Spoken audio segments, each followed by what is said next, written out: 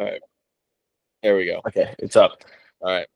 What's up? It's my name's Ethan. I'm here with three of my teammates that I've played college baseball with. We played at the University of Lynchburg. We played there for we're there for 4 years. They have two guys who are seniors this year. Played baseball. We ended up actually winning a national championship in 2023, and two of us left, and we decided that we talk about sports enough that we maybe decided to talk about it on camera and get it on a podcast and see if it's interesting. Maybe some people will find it interesting, so I'll open it and let them talk a little bit. So go ahead. Ethan. I'm Timmy. I don't really know what information you want me to give. Bryce Young is the greatest athlete in mankind history. I know he's not in college, but I'm just going to put that out there. Yeah. Love it. Yeah. I'm Ben. I'm one of the two guys that's still currently playing. Brandon and I are seniors here at the University of Lynchburg in Virginia, small little D3 school. And yeah, we just wanted to talk about sports and might as well post it and see if it gets some traction somewhere. Yeah. I'm Brandon. As he said, only thing I got is if you're not a ball knower, just get out, tune in to something else. Yeah. Yeah. So we all have our own biases towards sports. I'm a giant Clemson fan, and they'll probably give me shit for it this whole time that we're doing this. And anytime we ever bring up anything that has to do with it, they'll probably disagree with me. We got two Durham boys, one's a Duke fan and one's a North Carolina fan, so they'll probably bicker back and forth. And then Timmy over there out of nowhere is just an Oregon fan for whatever reason. I got family ties. I've been a fan my whole life. So, but repping. He's got the Oregon hat, the Oregon shirt. He's decked out, ready to talk about Dante. I have my Oregon shoes on. Oh, I can wear shoes. I don't. Prove it. You're wearing Oregon shoes? Yeah, they're behind me. Oh, they are sick. $20, Marshalls. Fire. But yeah, we're gonna attempt to cover all three of the big three sports. So football, basketball, and baseball. Right now we're just focusing on football, and we'll get into some other basketball stuff as it gets closer to the season and stuff starts to big up. Any big news we'll probably cover as we go, but for now, just covering football, and we'll probably disagree a lot and have some arguments, and that's kind of what the point of this is. So are we going to touch on sorry to interrupt, are we going to touch on like different divisions, right, here and there? Yeah, we'll give some love to D2, D3, maybe shout out to NAIA every now and then, but D3 lives do matter the most. Just putting that out there. That's a good point. Yeah. Especially when your bus breaks down the side of the road in the middle of West Virginia. Yeah. That was a good trip. A lot of guys got Sonic that time. Ben was asleep. I was. And I woke up, told him what happened. He didn't believe me. I swear. I told him to look out the window. Yeah, we were in the parking lot of a CVS, and he was just like, "Nah." I was like, "Yeah." I just like put my head back down, and you stayed asleep for a while, and we were still there when you woke up. So. Yeah. I mean, I went and played mini golf with TK. Yeah, I played 2 rounds of full mini golf. Watch that bus still there. This was on the way. It was me, Eddie, and TK. And TK had the biggest like ADHD booster that I've ever seen, and just starts whacking his ball around the entire thing. And it's like cut on the side of a hill. Yeah, and he's like kind of dangerous because it looked like this, bro. Like we were playing straight downhill. Mind you, this is on the way to a like regional NCAA sanctioned regional championship that we're this is the World Series. It was the World Series. We're going to the World Series. Yeah. Okay. Even better. So World Series 8-hour bus ride to Cleveland, Ohio, and we break down and we have to wait 2 hours for a bus? At least. I mean, it was a while. Maybe Sweet. 3. Love it. And then we had to get back on a bus that was smaller. And yeah. Brutal. Okay. Well, we'll get into some talking points. First thing, we'll talk about the new rankings that just came out. Coach's poll, AP poll. AP poll came out this week. Coach's poll came out last week. For me, I mean, my biggest takeaway after looking at it is just, I mean, you never really know. It's all predictions. I mean, odds say that 12 of these teams are end up not going to be ranked at the end of the year. But there's one trend that does seem to follow that I've looked at is that since the playoff era, since 2014, every national champion has been ranked in the top 6 of the preseason AP poll. So I didn't look back any further than that. And really, there's only been one team that was ranked 6th, and it was LSU in 2019. That was the only team. Other than that, I think it was 8 of the 11 years they've been ranked in the top 3. So it's like the AP poll obviously gets something right. Maybe not everything top to bottom, but they get something right. And kind of something I wanted to bring up and talk to you guys about is like, is there a team outside the top 6 this year that could break that trend? Because I was looking at it, and I think there's 3, and I think they're the ones ranked right outside. Yeah, there's nobody. I will say Nobody outside of 9, I don't think has a chance. In my opinion. I would agree. I mean, I think there's some good teams. Everybody's guess. I mean, people for whatever reason every year think Texas A&M is going to be awesome, and this is the only year they're not ranked in the top 10. they'll be good the first maybe. few weeks. They'll be good the first few weeks, and then just get killed or like big injury, whatever happened. Like Connor Weigman or whatever dude's name was supposed to be a big deal, and then ended up not even starting the rest of the year. I don't remember what happened, but it was probably best that he wasn't starting. Yeah. Because I know, like, Marcel Reed's going to be the starter. He was good last year, however long that he played. But, I mean, they're obviously really talented. I like Elko. Obviously, Brandon's probably pissed off that he's at A&M. But the defense should be solid. Middle of the night flight. No accountability out of that guy. Big old shove. Said he was going to stay, too. Yeah, it wasn't like next morning he's gone. Yeah. Yeah, he was just out. Just But yeah, I mean, I think Oregon has a chance there. Obviously, Dan Lanning I feel like he's just due. I feel like he's the next coach that's due to have a crazy year. I feel like it's a down year for them, though, especially with like injuries, losing experienced guys. It's kind of hard to say. So. Well, is Evan Stewart even like? I haven't. I'm pretty sure he's done. Yeah. And Patellar, some miracle that for like the playoff run. He will miss all of the regular season, is what sources are saying. But yeah, I mean, I like Alabama this year. Their roster to me seems very good, other than just the fact that I have no idea who's going to play quarterback. Well, they just announced. It's what's his name? I can't remember his name, but isn't it Simpson? Ty Simpson. Yeah, Ty Simpson. Yeah. So I mean, he's obviously a talented player. I mean, going to Bama, but got a chip on his shoulder. So I mean, he's gonna be playing for something every week. I feel like, which is that Alabama to me has been missing the past few years. Yeah. It's guys that know where they're going after their college careers are over. Like Ty Simpson, to me, just kind of like this is his first shot at it. He's got to make the most of it if he wants to keep playing football at a high level, like with some, prestige to his name. I feel like it's kind of giving me some good vibes going into the year. My thing with Alabama, and obviously like we'll get into specific teams later, but like Kalen DeBoer's second year at Washington was when they went to the national championship. And now this is his second year at Bama. So I mean, you could see, I wouldn't be surprised at all to see that trend continue. Just with their roster. I mean, he had to replace so many guys last year. They had 30 guys leave. Yeah. And that's 2 months before the season. Like, I mean, that's sure. Like to replace all that and then try to put out a good product on the field is. You also got to think about the pressure he's facing. Like, literally, the greatest college coach ever is gone. Yeah. All eyes are on you. So. Yeah, that's another point that I kind of want to talk again. Not to jump into too many teams, but Kalen DeBoer, throughout his coaching career, has been known as kind of like a quarterback guru. Obviously, with Michael Penix was good at Indiana, but then what he was at Washington was pretty ridiculous. And then, there's just been a lot of quarterbacks that he's worked with. So, I mean, I do trust him on that aspect to get a quarterback ready. And to be honest, I don't think passing wise with the receivers that they have that it's going to be very difficult to replace Milroe. I mean, obviously, your team, you're going to be all right. Yeah, I mean, they're bringing back Ryan Williams, and then, I mean, that's pretty much all you need receiver. He almost single-handedly beat Georgia last year. But, any other takeaways from you guys on the just before we people?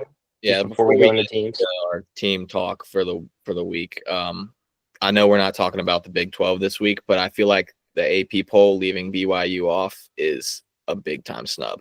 And I know that Retzlaff is gone and they're losing some key spots, and we'll get more into that next week when we talk about 12.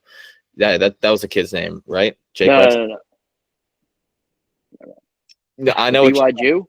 Yeah. That's the guy. Yeah, that's that guy. Put it on a shirt somewhere. But yeah, I feel like that team is just, so well coached, and they always seem to play up to the big moment over the years and I know that, they were 1 win away from making a legitimate, shot at a conference title, but leaving them off the AP poll, and it feels like a big time snub to me. I mean, I feel like also the Big 12 is literally just like anyone could win it, I feel like. Yeah, I was looking at something the other day, and it was like the odds for the Big 12, and it's like there's like 4 teams that are, I mean, it's like you could flip a coin and the odds are pretty much all the same. I mean, and the one thing that is interesting to me is that obviously they have all this talent in the world. I'm sure you guys have seen it. Is Texas Tech dropping all this bread on players. So much. Across the board too. You got to think about Texas Tech isn't just spending money on football. They dropped $1 million on a softball player. I know. Dollars for a softball player. And they made it to the they made it to the College World Series final for softball. I mean, they're dropping absurd amount of money. I saw something on Twitter the other day. It was like, I bet half these kids that are going to Texas Tech don't even know where Lubbock is. They just saw the money that somebody offered them. They just went. Like, I think that's very likely. Oil money, man. It makes things run around there. And like, I think Illinois is going to be solid this year, and like we'll get into the Big Ten later. But that 12 seems high. Like, I understand that like they had a good year last year and they won a bunch of games, but like them high. I want them high. Duke's got them on their schedule. Big wins, big program wins for the Blue Devils right there. But like I do not understand having them above. Really, just I mean the 3 that are behind them. Yeah, is in South Carolina, Michigan, and Florida. I think you have South Carolina, who's returning one of the best quarterbacks in the country. Which pains me so much to say. You have Florida returning. And by the sounds of it, you have 3 behind them at 13, 14, and 15. Obviously, Bryce Underwood's never played a game in college. But you probably have 3 of the top, if Bryce Underwood plays to his potential, 3 of the top 5, 10 quarterbacks. I'd say definitely. I mean, I'd say in Lagway and Sellers, I'd say definitely. Those are definitely 2 top 10 quarterbacks solidified right now. I'd put them and I'd put them very like I think the top 5 quarterbacks in the country right now, if you asked me, were Nussmeier, Sellers, Lagway, Klubnik. Yep, get your guy. And then I mean, I do think he is. And then I mean, after that, I think it's like I would like to see Arch Manning play really well, obviously. But I mean, of experience, I mean, talent wise, it looks like it's probably Drew Aller. I don't trust Drew Aller at all. He's such a wild card, I feel like.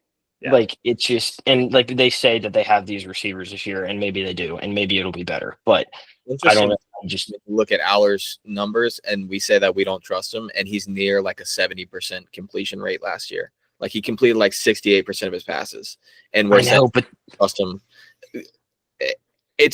I agree too. It's like I don't trust him with the ball in his hands most of the time, if we're being honest. And not having a weapon like Tyler Warren now, it's gonna be interesting because that's a completely revamped wide receiver core as well. Yeah, so, I mean the biggest part that scares me is the fact that he went through an entire playoff game, and I get they were playing Notre Dame, good team. Not knocking it all. I went through an entire playoff game without completing a pass to a wide receiver. Yeah. Whether that's on the receiving core or if it's on him, I have no idea. That's such an absurd stat. Even the SMU game that I was at, and I understand it was 18 degrees, but it was like he did a home game, energy through the roof. You got to be pumped for that game. He kind of sucked. They put up like 36 points. And I think they had 2 defense in the first half there. So. Yeah, I know, but like he did literally nothing. Their offense this year, Aller can do whatever he wants back there. Singleton and Allen are going to be the 2 best backs, the best duo in the country. I feel like. Yeah. Last thing before we probably get off the poll and hop into the SEC. 16 out of the 25 just SEC and Big Ten that's just like absurd. The gap between those two conferences and everybody else is just getting wider and wider. And like, obviously it's going to happen at some point, but like when they just go to football, like is one huge conference and then everything else. But like, I feel like that just proves that trend. Like 16 teams from two conferences is crazy. Absolutely. No, I 100% agree with you on that. And obviously there is I think the SEC is in its own tier. I think just top to bottom, I think it's in its own tier. I think the talent level at the bottom of the SEC is just significantly better than the talent level at the bottom of the Big Ten. I think obviously at the top they compete, but. Have you guys seen the SEC show on Netflix that just came out? I haven't watched it. I mean, at one point they do mention it's like literally it's the SEC. Like any team can just go out there and win against Alabama, LSU, Georgia, whoever. So, Which I mean, Vandy is proof last year where they made a bowl for the first time in however many years, beat Alabama, almost beat Texas. Funny because I think they're going to suck this year. I mean, I'm not saying they're going to be good, but I'm just saying like that if that's not proof that literally anyone in the SEC can do it, like. No, I agree, but part of what you're saying is partially why that I think the preseason poll can be looked at in such a dumb way is it is almost mathematically impossible with what we're all saying of how top to bottom good the SEC is and how much they're going to beat each other up. It's pretty much impossible for it to finish this way. I would bet so much money that not every team that's ranked in not the same number of teams that's ranked in the preseason top 25 for the SEC will be ranked. I think it'll be probably somewhere between 6 and 8, just because there's going to be teams they all play each other. They're all going to lose games. Like there's not going to be I just don't think the amount of teams in the SEC that are going to go like good teams that could go 7-5, like you're not going to end up being ranked if you go 7-5. I don't care what your losses are. And I think that there's actually 3 teams currently ranked right now that I have like in my initial thought we're going to go 7-5 in the SEC. Yeah, go ahead. I mean, I say if we just hop into the SEC, I mean, just looking at the odds, Texas best odds to win, the SEC, Georgia second best, Alabama, and then LSU round out the top 4 best odds to win the SEC. And I mean, I just don't think anybody else has what it takes to win other than those 4 teams. There's the quarterbacks in this league though this year are just absurd. I think it's gonna like every game is gonna be huge, tight, like everything. But yeah, I mean, we can hop right into it. Yeah. I'll start with a hot take. I think LSU is going to win the SEC. I think it's the best value bet as well. Not that I sports gamble. But LSU at plus 600 is, I think, one of the best preseason bets that you can make right now just based on value. I think they have a legit shot with Nussmeier at quarterback, experienced and super talented. All their wide receivers are pretty much coming back from last year except for the one, RIP. Yeah, that one guy. Well, and they bring in Nick Anderson and Barry and Brown, and those guys are both just but you talked about the quarterbacks in this conference, but the interesting thing is, to me, obviously very talented players, is that 3 of the 4 that you named are first-year starters. 3 of the 4 teams that you named have first-year starting quarterbacks. Yeah, and I kind of brought this up earlier when looking at the SEC, is that there's been same era that I was talking about earlier in the playoff era, 4 quarterbacks in their first year starting have gone on to win the national championship. And I'll name the names and just let you guys kind of decide. 3 of them are, so it's Jay Coker, Alabama, who just got absolutely carried. You guys might not even, I mean, that was the fact that I honestly don't even remember him. Yeah. That's because that proves the point. That's because Derrick Henry won that national championship. Yeah. The year that Ohio State won it with Cardale Jones and JT Barrett. Cardale Jones obviously started the national championship game. And then these are the 2 that I think actually were incredibly valuable to their team the whole season and were integral parts. And that is Mac Jones, 2020 Alabama, arguably one of the greatest teams ever.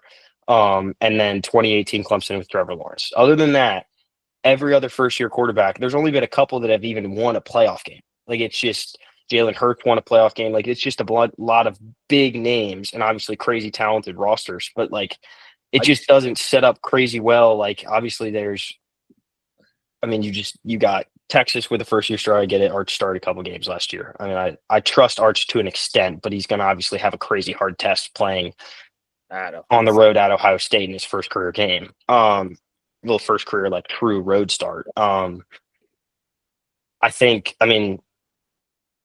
Ty Simpson's good, but and obviously he gets a break, but he's got to go to Georgia early on in the season. And really the only one that has any big time starting time in the big game is Gunnar Stockton, and that was in the start against Texas. I do think it'll help him a lot. Absolutely. So it is interesting to me to talk about the quarterbacks in this conference when looking at it, and I kind of agree with you on the LSU point because this is part of the reason why I think Florida could be so solid this year is because I trust DJ Lagway. I mean, he was incredible to finish the year last year. Just Billy Napier's the wild card there. Yeah, no, I agree. I think, my hot take for the conference is that I think Florida could win 9 games. I think they get some good competition at home. I could see them beating Tennessee at home. They get Texas at home. Obviously, I'm not necessarily saying that they will be anywhere near favored to win that game, but playing on the road in that conference obviously plays a big deal. But I think Alabama's going to win the conference. I think the schedule sets up best for them. They don't play Texas. They play Georgia, but for whatever reason, Alabama owns Georgia. And I think even if they lose that game, it's on the road. It's in Georgia. I think even if they lose that game, the rest of their schedule is set up so perfect. They don't play Texas. They get LSU at home. And it's later on in the year. And other than that, they don't play Florida. I think their schedule sets up probably the best of anybody in that conference to try to make a run. And I think even if they do drop that game to Georgia, I think Georgia ends up, I have them playing Georgia in the conference championship is my prediction. And I think there is absolutely no chance that Kirby Smart beats Alabama in the conference championship. He just does not seem to be able to do it. So, for whatever reason, that's who I think their roster is. Can we place a future on that? Can we place not the future? Alabama overtime win. Wow. Yeah. Right now. And in that championship against Georgia? Yes. God, give me the odds on that thing, man.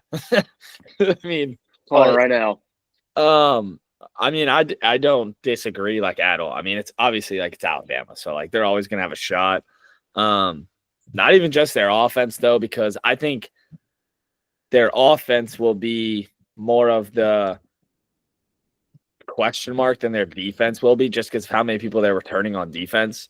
All they lose is Jahad Campbell. But they got Saab back, they got Lawson back. They have talent. The talent is just insane, and it's not like they were bad last year. They were top defense last year.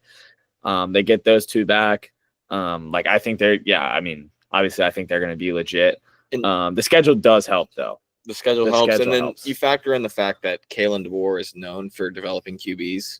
I don't discredit Michael Penix's time at all at Indiana. Dude was a stud there, but he dealt with some injuries all along his career. But going to Washington, I don't think anybody would have expected him to have the type of season he had. Yeah, and swing the rock and to have Ty Simpson, who was a 5-star recruit, that's a guy with natural talent, and he's got a chip on his shoulder. That's a recipe for success, in my opinion.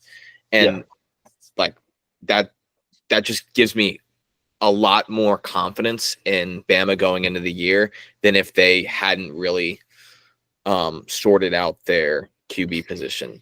Have this. And kind of my last thing talking about the schedule, and it's actually talking about the one thing that I think's the one blemish I think they're going to have is they get Georgia early, and I think that's going to be a tough game for them to win just with a new quarterback. But I think getting them early, what it's good is they can get through that game. They play them week 3, and so they get through that game. They play obviously Florida State on the road. I don't think Florida State's going to be that good. I think they can win that game just off talent. I don't think Ty Simpson has to be that crazy good. They get Wisconsin at home, which weird out of conference game.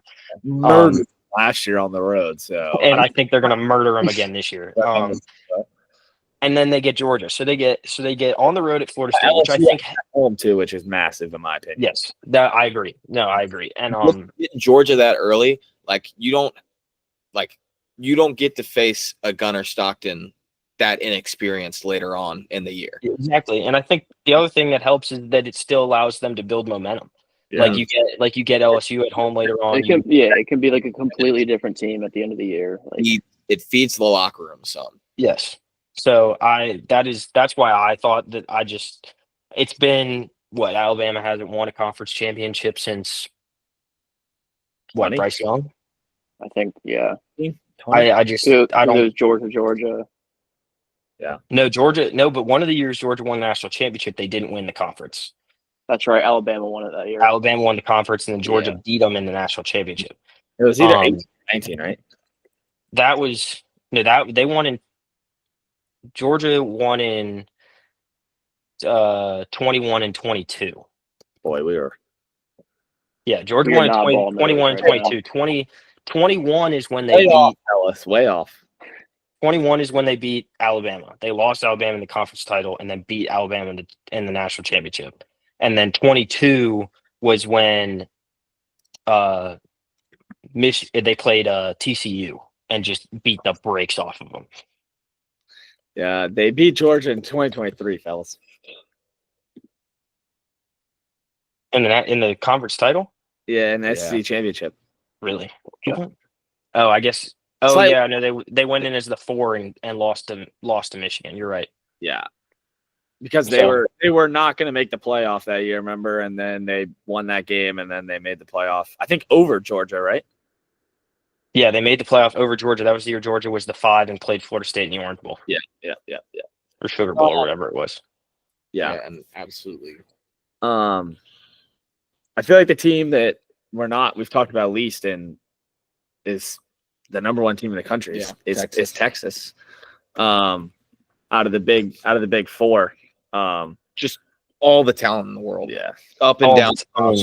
Just I don't trust Steve Sarkisian yet. That's the only thing I have with Texas. Really? I mean, I don't. I think they're just going to roll people for what a he while. Other than Ohio State. What did he do wrong last year for you not to trust him? He lost to Georgia twice. Yeah, okay, but you make the national championship and you're in that game until Quinn Ewers takes a bad sack. Well, that wasn't the national championship, but that wasn't. Oh no, it wasn't shit. You're right. But whatever. No, I mean the SEC championship. The SEC championship worries me more than. That's fair. Worries me more than that. They obviously. I mean, I'm a Clemson fan. They had a very easy road to the semifinal. You could make it them and Penn State. I mean, they played Clemson at home, and then they struggle against obviously they're a good team, they're a playoff team, but they struggle against Arizona State. I don't think that's a team that Texas should struggle against. Don't discount the fear factor when you're lining up against Scatabo back there, man. That's just a pure. I understand, but the athletes of Texas chucking 40-yard bombs to his athlete downfield. That's football. Emphasis on the athlete. That's football, baby. I mean, Scatabo was a great player, and don't get me wrong, and he literally single-handedly kept them in that game. I'm not disagreeing. Sam Levitt's pretty good too. Sam Levitt. I'm interested to see how he does.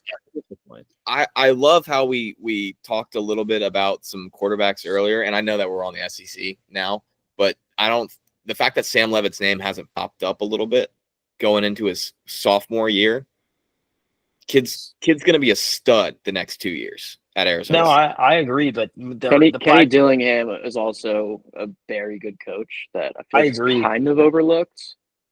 I agree, but he's starting to get attention since last year, but it's because he's young, I feel like. But I feel like that's a good mesh between him and Levitt. They're both. I mean, obviously Dillingham is a young coach, but Levitt's was a freshman QB last year.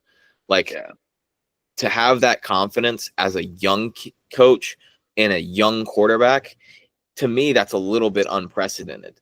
Because I'd want somebody with experience playing the quarterback position for me.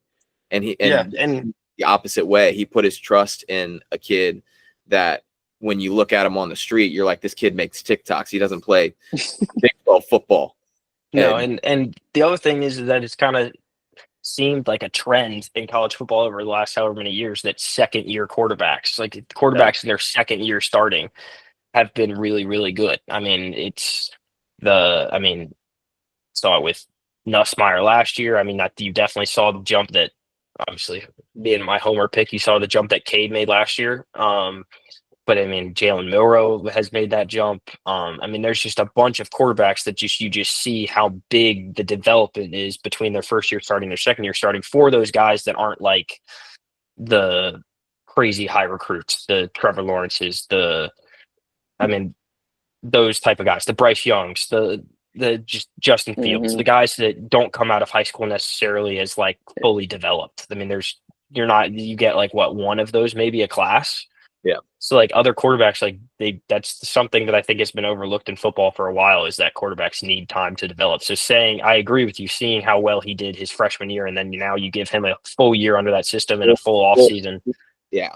It's going to be scary. Yeah. Especially in a conference that is very winnable. Mm-hmm. Yeah. Back to Texas. You said Steve Sarkisian was your question mark for them. Mine is their offensive line, because Kelvin Banks Jr. might have been the best left tackle in college football last year. I agree 100%. Yeah. He obviously just got drafted. So like that, when that popped into my mind when we were kind of doing the prep for this, I checked out the rest of their offensive line. 4 of their 5 starting offensive linemen are gone. 3 got drafted, 1 got signed. And the guy that got signed seemed like he was the heart of that offensive line. Yeah, he was the center. I mean, your center's gone. Jake Majors, fighting through injury in the playoffs. Like, kid was just all hard on the field at the end of the year. So, like, in my opinion, because I'm an Archie believer, like, I think any struggles he will have might stem from replacing 4 of your offensive line, including your center and the best offensive lineman possibly in college football last year. Those are like absolutely massive holes to fill. Obviously, I'm almost positive they brought in 5 stars or great transfers somewhere. They definitely did, 100%. But still, like, you don't have the chemistry, you don't have the cohesion of everything. So I think that will definitely be something to watch, at least early on in the year. I think definitely against Ohio State, at Ohio State, that could be a huge, huge thing. But yeah, that's my question mark with Texas. Their defense is legit. And I worry about their secondary. Good. Because they lost probably the best corner in the country. Yeah, I mean, he won the Thorpe Award. Like, and the safety Makuba that they lost also is no joke. I mean, their other safe Taft is gross. Taft is gross. He's really good. But they've lost a complete half of the field. I mean, obviously we're talking about this, and they're replacing them with 5 stars that have been behind them for however long. So, I mean, the talent is obviously there. They're going to be one of the most talented rosters in the country, no doubt. But losing those 2, and I mean, they lost a lot of speed on offense. I mean, they again recruit out of everywhere. But losing Jaden Blue and losing Golden, I mean, those were 2 guys that were sub 4.4s. I mean, that's just a lot of speed to lose in the same class. But they bring back Wisner, who's good. Yeah. No, I mean, I have Texas going 10-2 and losing 1 game in conference. I think they're going to be I think they'll be in the playoff. It'll be really interesting seeing that team develop throughout the year, because week 1, I don't think they'll have the same connection that they'll have, at the end of the regular season going into play.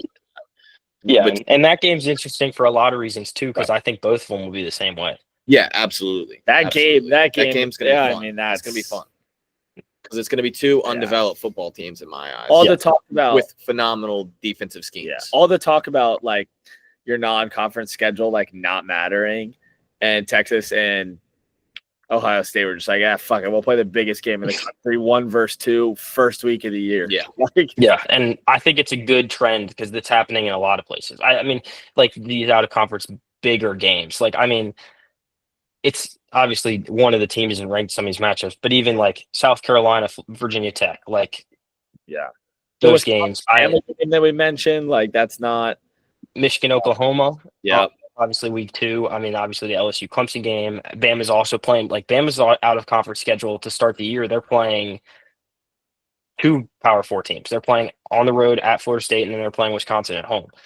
And then you also have like not a big game, and I don't think it's necessarily going to be that close. For like Syracuse goes out and schedules Tennessee. Like that's not. I think that's a pretty good matchup for them to try to get. I mean, I like that there's been at least. You didn't even mention LSU Clemson.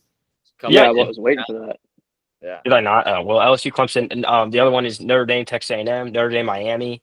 There's game's different, but well, yeah, obviously Notre Dame has to schedule weird out of conference games. But I mean, I enjoy the trend, but like at what point?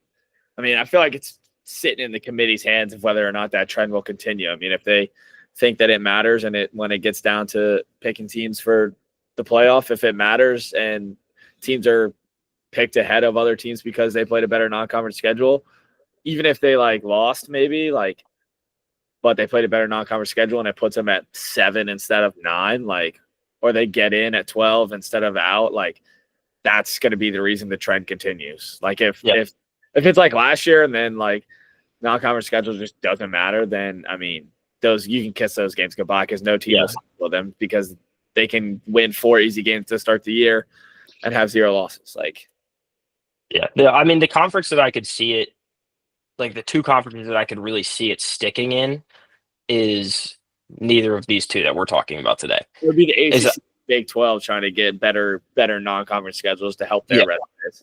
Yeah, absolutely. Like, because you think about it, like there's a really good chance. I hope it doesn't happen, and I'm not like I don't think it's going to happen, but that Clemson goes 8-0 in the ACC, wins the ACC title, never really struggles in the ACC, and loses 2 games to LSU and South Carolina. Yeah, like that is completely possible. And then still makes the playoff. Like it doesn't hurt Clemson to schedule those games. No, because we can still run through our conference. But then you think about like if Bama going out and scheduling Florida State, if they all of a sudden somehow lose that game, which I don't think they're going to do, but they lose that game, and then all of a sudden they drop a game in the SEC, they finish 7-1 and lose in the tiebreaker and don't make the SEC championship. Or maybe they lose 2 games in the SEC, and instead of being a 10-2 SEC team, they're a 9-3 SEC team, and I don't think a 9-3 team gets in right now. Yeah. I mean, I just think it's all up in the committee's hands. Yeah, I agree.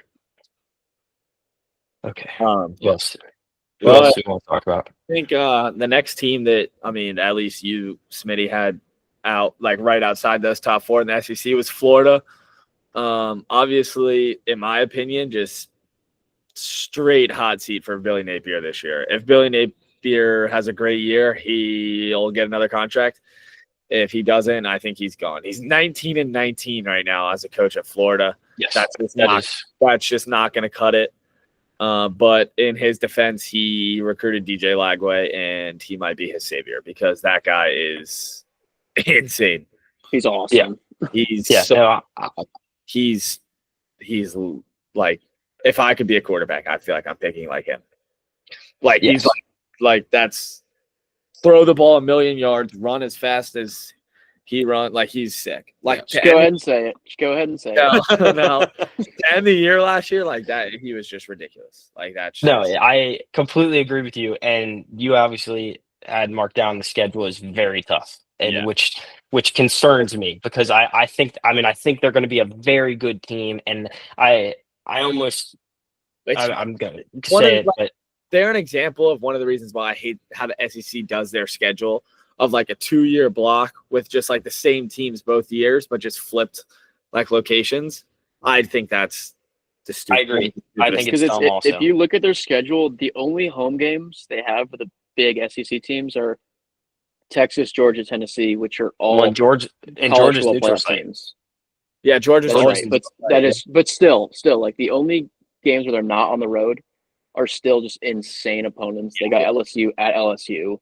It's LSU. Yeah, and I have better odds in most of their away games than they will when they're at home. Yeah, well, 100%. Sure. I don't like. Obviously, the LSU game's tough. A&M is so up in the air for me. I know their defense is going to be good, but they're so up in the air. I can never. I mean, obviously, everybody talks every year about how talented they are, and never really know how it ends up. I don't think Ole Miss is going to be that good this year. I think losing Dart and Trey Harris is going to be bigger than. It's their quarterback. They got the lefty dude, right? Yes. Yeah. Yeah. Yeah. I think just the key for Florida this year is going to be like getting some momentum. Like it's so they easy just to go 2 games and then drop a game. Yeah. Go 2 well, games. the issue is they start like they start hot. Like they Yeah. start with they get Miami and LSU in the first 3 weeks. Miami's not it, but we'll get to that later. I agree. No, I agree. But it's on the road, and But you got a veteran quarterback. It is at It's Miami, at which Miami. doesn't help. My thing with Florida, other than DJ Lagway, is can they stop the run? Because they brought back 7 starters from last year on defense. Pretty much all of them are in the secondary and in the linebacking core, which like obviously like 7 starters back, like their defense is going to be good, but they are not deep on the front 7, and they're not like that's just their biggest weakness. That worries me getting pressure too in the passing game. yeah. If you give guys too much time, and you look at some of the quarterbacks that they're facing on their schedule, if you give these guys time in the pocket, they're going to shred you, because a DB can only stay with a guy for so long, especially when you're playing the SEC. Like these wide receivers are going to outrun guys. Yeah, no, I mean, I have Florida as I think they're crazy talented. I think Lagway is crazy good. He's going to carry them to wins. Like I think one of these, like if they win at Texas A&M, at LSU, whichever one of those big games that they are going to come out with, because I'm sure like they come LSU. I don't think they can beat LSU. But if they win any of those games, it's because DJ Lagway threw for 400 yards, 4 touchdowns, and ran for another one on the ground. Like that's why they're going to win the game. I think the win in the middle of one of their tough stretches is going to propel them to be a better team. October to November is just absurd. Death. Yeah, it's just, I think the sleeper game of the year in that conference is when they get Texas at home. I think it's like sleeper game of the year in that conference. If Florida can make it through and get to that game and be just like sitting okay, they're going to go to that game 3-1, and they can come out of it.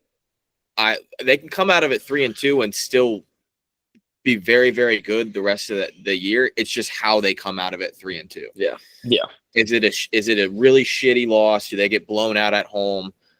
Like, how does it look on their resume? And if they win, great for them, because I feel like that would just boost them entirely the rest of the year. Yeah, I agree. And I think it sets like the end of their schedule sets up better than obviously the beginning. Yeah.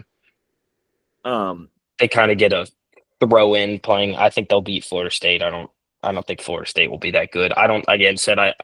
Kentucky to me is, I don't think they lost so much. They're not going to be great. But yeah, 7.5 is the win total right now according to FanDuel. Just such a tough line. Yeah, that is something I would never touch. I think their ceiling is 9-3. Oh, see, that's why like I could easily see them like not hitting that total just because of their schedule. But then you're like, they have DJ Lagway at quarterback. Like they can win any game that they play in because of him. Yeah. He's just the X factor. Yeah. And we talked about Florida and DJ Lagway having one of the toughest schedules. Bounce to the other QB that we were talking about earlier, and Lenore Sellers. And Carolina has an extremely tough back half of their schedule. I think it's probably the toughest schedule in the country. I don't know how it's not. You get to October, the second, so they have a bye week, first week of October. Second week of October, you get LSU on the road. Then you get Oklahoma at home, Bama at home, Ole Miss on the road, Texas A&M on the road, and then Cupcake, Coastal Carolina, and then you end your season with Clemson. I mean, that's absurd. That's absurd. five preseason ranked teams in 6 weeks. Like that. I will say in the Palmetto Bowl, the home team doesn't know how to win. So that's true. I hope that's true this year.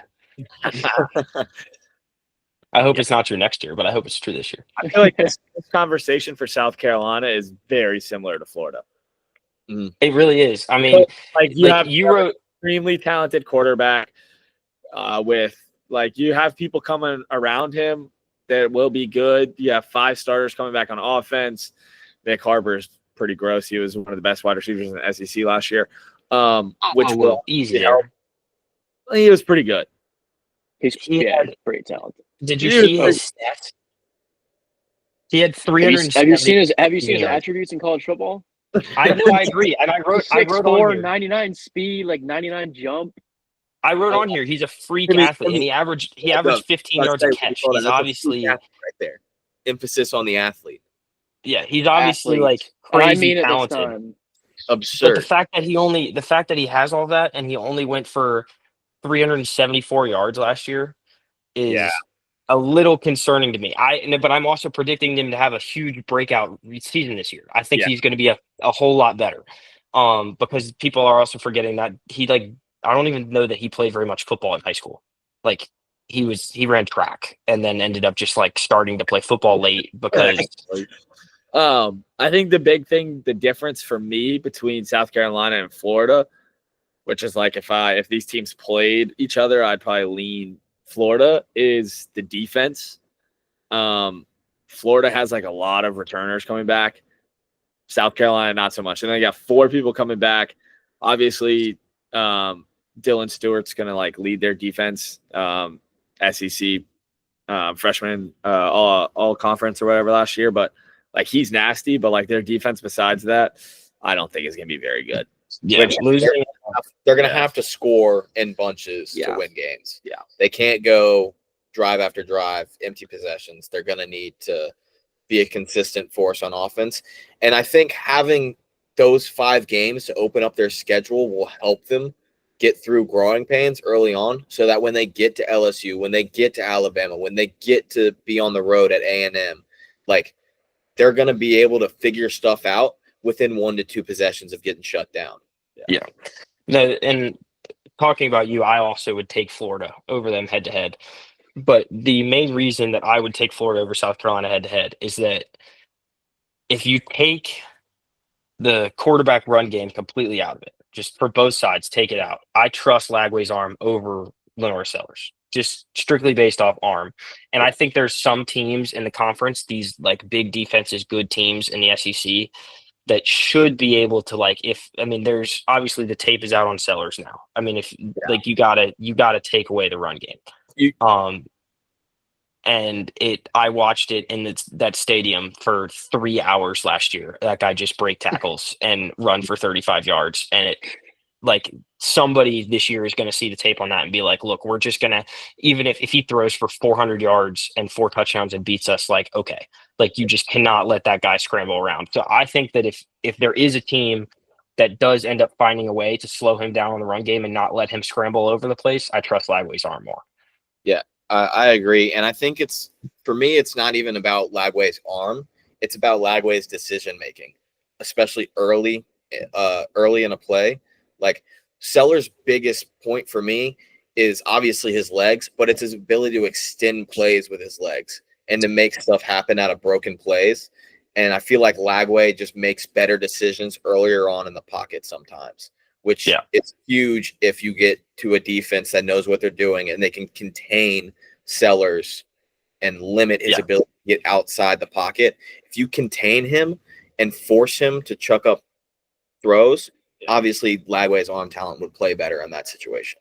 Yeah. No, I completely agree. I just think there's some defenses on South Carolina's schedule that will have a guy that they can put on him and be just try. I think Bama's defense will be legit. I think Oklahoma's defense in Venables' 3rd year will be pretty solid.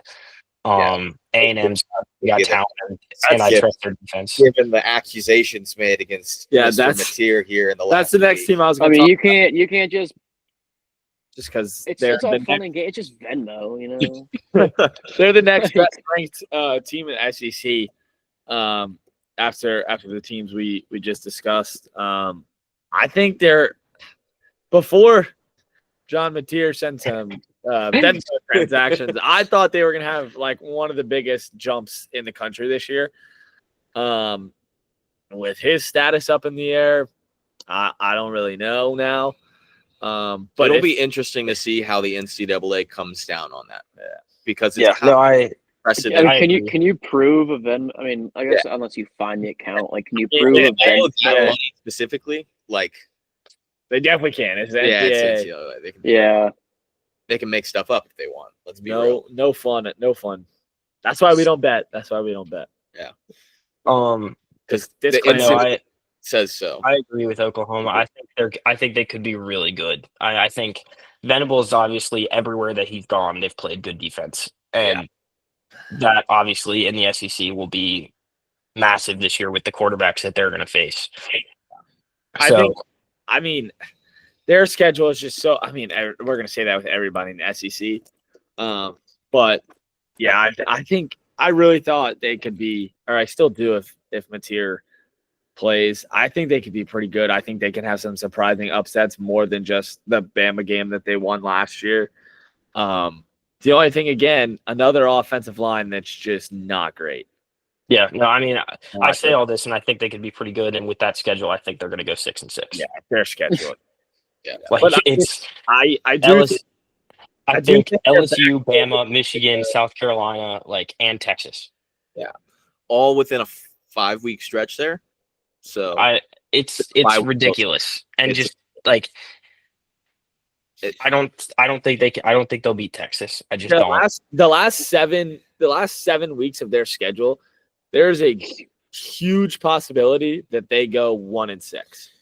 Yeah. Do we want to talk about that matchup with Michigan in week 2 at all? Yeah, and actually, I think we could probably, unless there's something else that you guys want to talk about with the SEC, because I don't think other than those teams we talked about, there's any really much we need to get into. Tennessee should let's get into Tennessee, and then we'll segue into those matchups. And the whole Nico thing.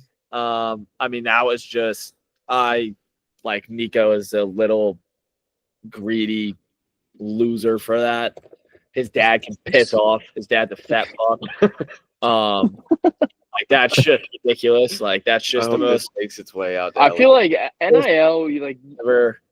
People have their opinions on it. It sucks and it doesn't. But will be very good and have a shot for the playoff, even with their starting quarterback being gone.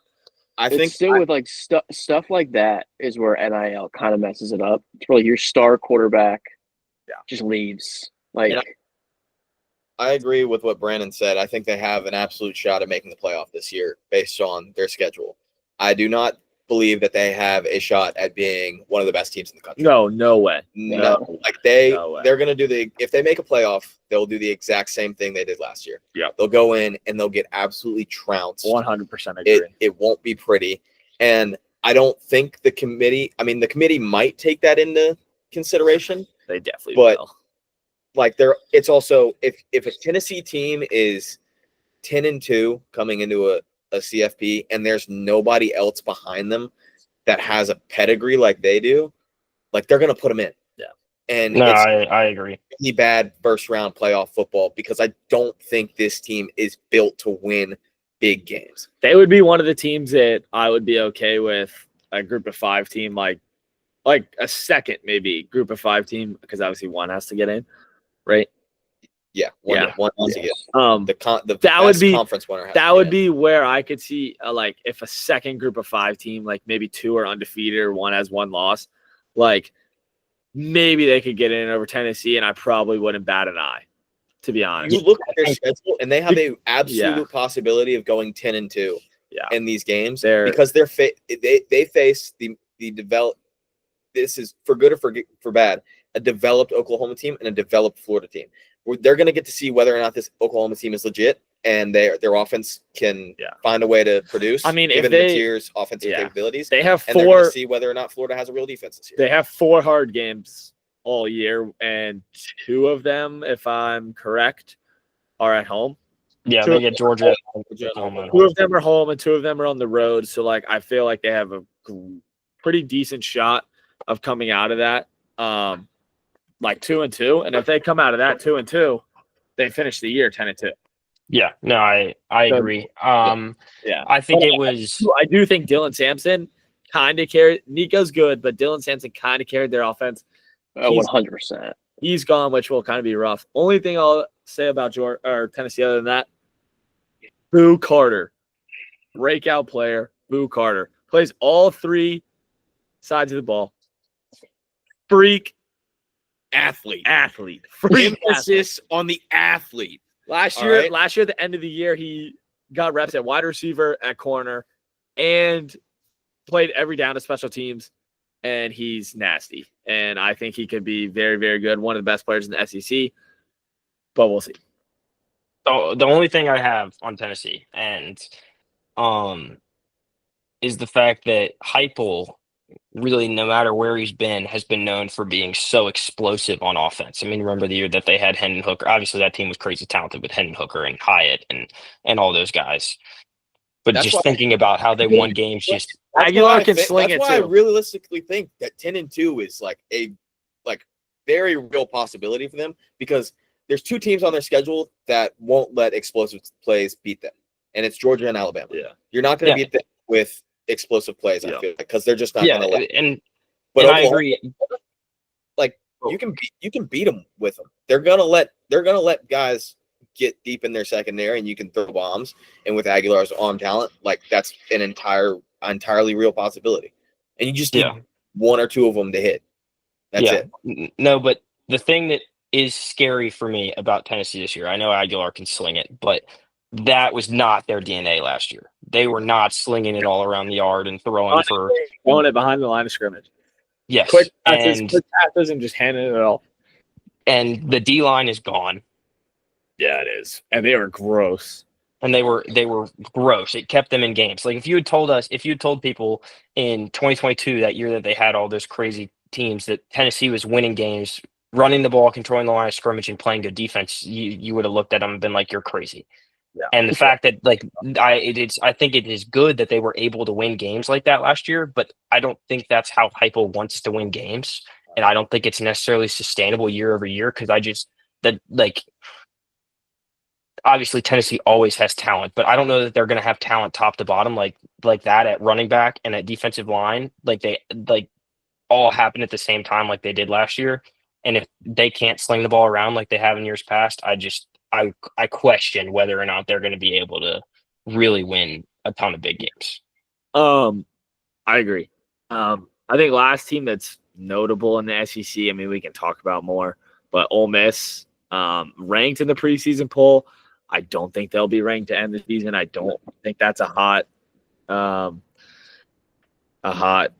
to take or whatever. I mean, they have a pretty tough schedule too. They got to play LSU, they got to play South Carolina, they got to play Georgia, they got to play Oklahoma, and they got to play Florida. I think they lose all 5 of those games. Jackson Dart's gone. Trey Harris is gone. Their defensive line, which was pretty good for the most part, I believe, got drafted. They're gone. So yeah, I'm not very high on them. I do like Lane Kiffin though. Love that guy. Shout out Landry. Hit me up. Yeah. Smitty clipped that. Smitty clipped that. But yeah, I do love Lane Kiffin, but I don't. Can we leave that in, please? Yeah, sure. Yeah, let's go. That's beautiful. Is Piper gonna watch it? Yeah, no, probably not. Probably not. She doesn't like Brandon, really. Okay. Yeah, no, I think they're going 7-5. I think all 5 of those games that you said they lose. I don't think. I think for sure they have a shot to beat Oklahoma. Like, I think that's a pretty 50-50. I think they have a shot. I think the only 3 that are guaranteed is LSU, South Carolina, and Georgia. I think they'll have a shot to win those, the Oklahoma and the Florida game. I just don't see them winning. I mean, LSU, though, I feel like every time they play each other, it's just like, who the hell knows what's about to happen. That's fair, but I think LSU is too experienced this year. That's the only thing I'm. Yeah, so we're all pretty synced up on Ole Miss there. Yeah. Timmy, would you like to take a shot at Mississippi State or no? They just suck. I hate them. I hate everything about them. Starkville sucks. Brandon Walker. That's the only time we're ever gonna say his name on here. I hate him. Rape and kill Brandon Walker. He's the worst person ever. That's all I got. Yeah. Okay. Love Well, it. that's a great way to end the SEC. So we'll go ahead and move on. We can move on. Do we want to start? I mean, we've talked about some of these matchups. I mean, Texas, Ohio State. We've kind of talked about, but we can go into it a little bit further in a little bit. Michigan, Oklahoma. We've kind of that's what we said we were going to use as our segue. But I think it's really top heavy, and then it kind of falls off a cliff. Absolutely. You've got your top. To me, your top 5 teams in this conference that are going to be legit playoff threats. Yeah, I give it Ohio State, Penn State, Oregon, Michigan. That's where my list ends. Illinois. I think Illinois has a shot. They've got a chance, and I'll tell you why. And I don't really.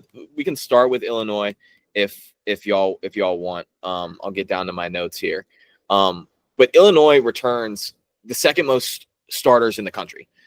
They're returning 16 total starters. That's just behind the 17 that Arizona State's bringing back. A massive breakout season for the Illini this past year. And they won 10 games.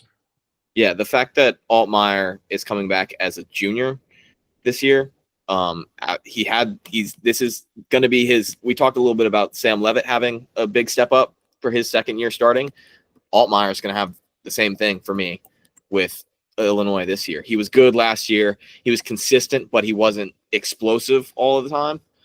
This year, it's going to be like second year manning the offense. He's going to be the guy.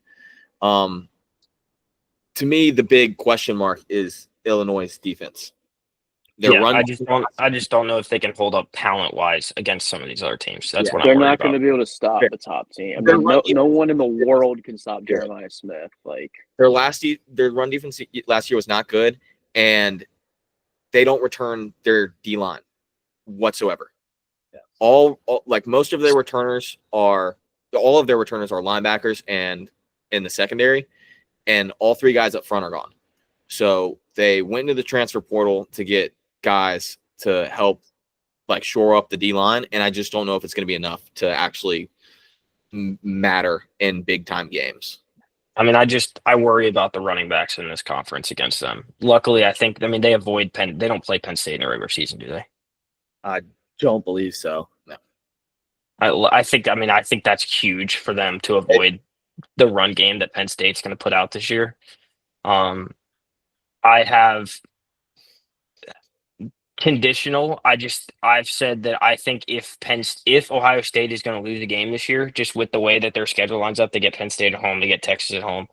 I think if they were to lose a game this year, I think it'll be on the road at Illinois. I think it's the only game. I mean, maybe they lose the Michigan game. I have a feeling that after winning a national championship and after however many years in a row that they've lost to Michigan, I think that they're just going to be – I think that Michigan losing those defensive linemen is going to hurt like crazy for a game that's going to be played late in November, and how cold it is. The run game is always a huge part of that game.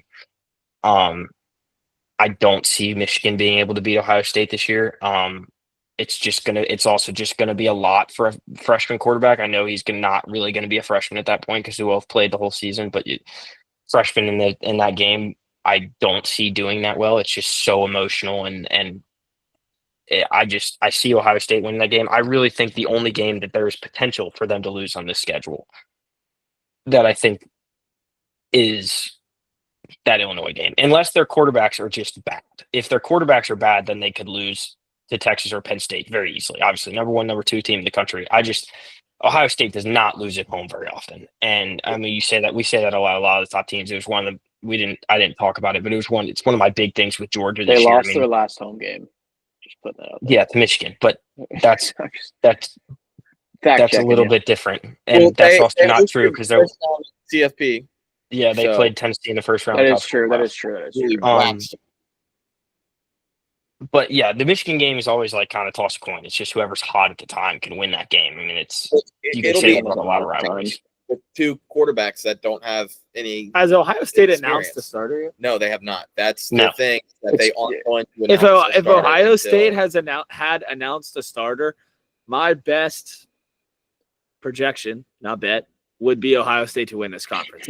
I don't care if it's plus 190. If they had announced a QB like starter, like I would have bet. My friend would have, Timmy, who doesn't play college sports anymore, would have placed that bet already. Like Ohio, Penn State has to go to Ohio State in the regular season. I love Penn State, and it's in November. I think they're going to be in. I think they're going to be in the Big Ten championship game, a rematch with Ohio State. But I think there's no way Penn State wins that game at Ohio State. Like I think Ohio State, like as much as I hate to say this because I'm not the biggest Ohio State fan ever, I think they absolutely roll through this conference. I do too, and I think probably do. Their schedule is like, yes, it's difficult, but like I think they roll through this conference. Like, but the fact, I think it's going to be them and Penn State, and then I think the wild card is Oregon. I think obviously Oregon can have another good year. But let's talk about Oregon, Timmy and Ben. Go ahead, let's talk about Oregon. No, yeah, Timmy, you want to tell everybody about how you're an Oregon fan? No, Ben, start us off. I can absolutely start us off. Dante Moore, big time transfer from UCLA. He doesn't have any experience under Lanning's offense. I don't care if he's sat behind senior, fifth-year senior, sixth-year senior like Dylan Gabriel, and he's gotten to know what works in an offensive scheme with a guy who's experienced and knows a lot of college ball. You know who does know how to play an offensive scheme? It's not going to work. NFL future standout Tez Johnson. Yeah, you know what Tez Johnson said in a presser before the Rose Bowl? Yeah, tell me. Tez Johnson said he has never seen balls like Dante Moore's balls, and he will 100% be a Heisman candidate this year. For people who don't think that matters, been in a college locker room, all four of us, it matters. That matters. It absolutely matters. It's that true. Matters. It's true. That matters. Welcome to the clubhouse, ladies and gentlemen. And Tez has seen, Dante Moore's balls a lot because he practices with him every single day and catches passes. All right. Where were you going with that? But that's all it is. It's practice, and everybody can perform in practice when the lights aren't bright and the moment's not too big. But when we get on the big stage, I don't trust them. It's just I don't think it's. Where's your proof? I don't have any. That's why I'm soapbox. That's fair. When we come to the end of the season and we look back and we say, "Dang, Dante Moore just never really got hot, never really got it going." Just come back to this episode and gentle reminder that. It's because Evan Stewart got hurt. But all right, real talk. Real talk. DK Moore is the next Jeremiah Smith. Not the wildest take I've heard. He's nasty. He's number one wide receiver recruit coming in. He is disgusting. And there was that clip of him, I think the Polynesian Bowl, double coverage, one-handed catch, Mosses both of them. It doesn't go down, scores a touchdown. Like, it legitimately is one of the most insane plays you'll see in your life. He's nasty. I think Ohio State clears this conference, but I think whoever wins the Oregon Penn State game in the regular season, it's just unfortunate that's at Penn State, whiteout, like in the Big Ten championship game. I want Oregon to do well. I think that they will. I just think the biggest game on their schedule is Penn State. Yeah. Like that's the game. Absolutely. I think that's the game they have to circle. As long as they don't overlook any of the other games and take a bad loss somewhere, I think that's the game they have to look at and be like this is the game we have to win this game. Yeah. I think the other thing that'll be interesting in this conference is I don't know, I haven't looked at it, but obviously Penn State plays both of them, but Ohio State and Oregon don't play each other. Yeah. So what happens if Penn State beats Oregon? You're just saying they all have one loss? No, but Ohio State doesn't. So Ohio State goes undefeated. Wow. But Penn State beats Oregon. Or no, Oregon beats Penn State, and then Penn State beats Ohio State. That's what I was trying to say. And you're talking about Oregon beating Penn State in the regular season? Yeah. Yes. I think didn't that happen last year? Didn't play in the regular season. They get in over Ohio State on some tiebreaker thing? Well, Ohio State had losses because Ohio State ended up losing to Michigan. Oh, because they ended up losing to Michigan. Yeah. But I don't know what the tiebreaker is. But then in that case, either way, even if Penn State beats Oregon, and then Ohio State beats Penn State, or Oregon beats Penn State, and then Penn State beats Ohio State, and then there's 2 of those 3 teams that have 1 loss, and you're trying to. I don't know what the tiebreaker is, but I think that's going to be a huge deal. We can talk as much as we want about unknowns and predictions or like theories of how this will go. In my mind, there is no way in hell that Oregon walks in to Penn State in September and wins. That's No, crazy I just take. don't. It's a crazy take, but Well, I it's kind of agree. It depends. It Oh, depends. If Oregon somehow, I'm being dead serious, dude. Offense for Dante Moore to be comfortable going into that atmosphere for me. yeah, but then if chaos ensues, think about all the games we have at the beginning of the year. If chaos ensues, if LSU or Clemson loser drops behind them, if something happens with the Texas Ohio State game, one of those drops behind them. If Notre Dame drops a game and they fall behind them, and then all of a sudden Oregon's ranked as a top 5 team, and then I'm telling you, I don't trust James Franklin. Also a good Wow. point. Also a good point. Wow. I feel like he's at the point in his career where I'm starting to trust him. He's starting to pick up momentum. What exactly has made you trust James Franklin? He got a playoff win, man. Against who?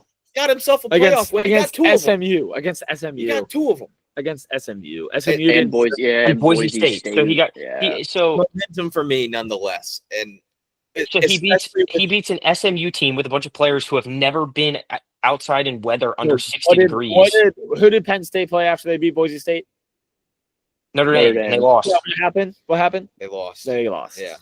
They got kicked. They did lose, but I mean, Smitty, I just looked it up. It's the tiebreaker is record against common conference opponents. So teams that they both played. And then it's cumulative conference winning percentage, and then highest ranking by Sports Source Analytics. I don't think we'll get it's that a far. rating score, but those are the tiebreakers that were to happen. But I mean, I think Oregon has a chance. I think who did we talk about it with? Tennessee in the SEC. I think Oregon kind of has like the same chance to sneak into a playoff. I think they have. I think Oregon could have Tennessee, if that makes sense. I think Oregon could have a so-and-so average year. Like I think Oregon could theoretically go into that Penn State game and get absolutely blown out of the water and go 11-1 right, and still make the playoffs. Let's slow down. Well, listen to what I'm saying. I'm not saying I know that's you say get blown out, but I don't know how many teams Penn State's gonna blow out. If we're being completely honest, I don't think that's what would happen. I'm just saying, like you could say that does happen. Say for some reason they go in there and they just play horrible and it's not a close game. This schedule lines up for them easy enough that I think they could go and win all 11 of their other games and still like easily slide into a playoff at 11-1. I think 100%. The last thing on Oregon before we probably move on to Penn State. Sleeper game is when they play Oregon State. That's gonna with Malik Murphy, yeah. Those games are always weird. If they drop that game, then I think they start to get on the line of like, oh that's crap. The Civil War, isn't it? Isn't that what? Yeah, Civil War. It's always a weird game. I think a few years ago, Oregon went to Oregon State and they were killing them, and Oregon State ran the ball like every single play of the second half or something crazy like that. Yeah. And won. Me on Oregon. I just wanted to highlight one specific game, and y'all can call me an idiot for this, but Iowa in November, to me, that's a tough game to go into on the road just because of how Iowa plays football.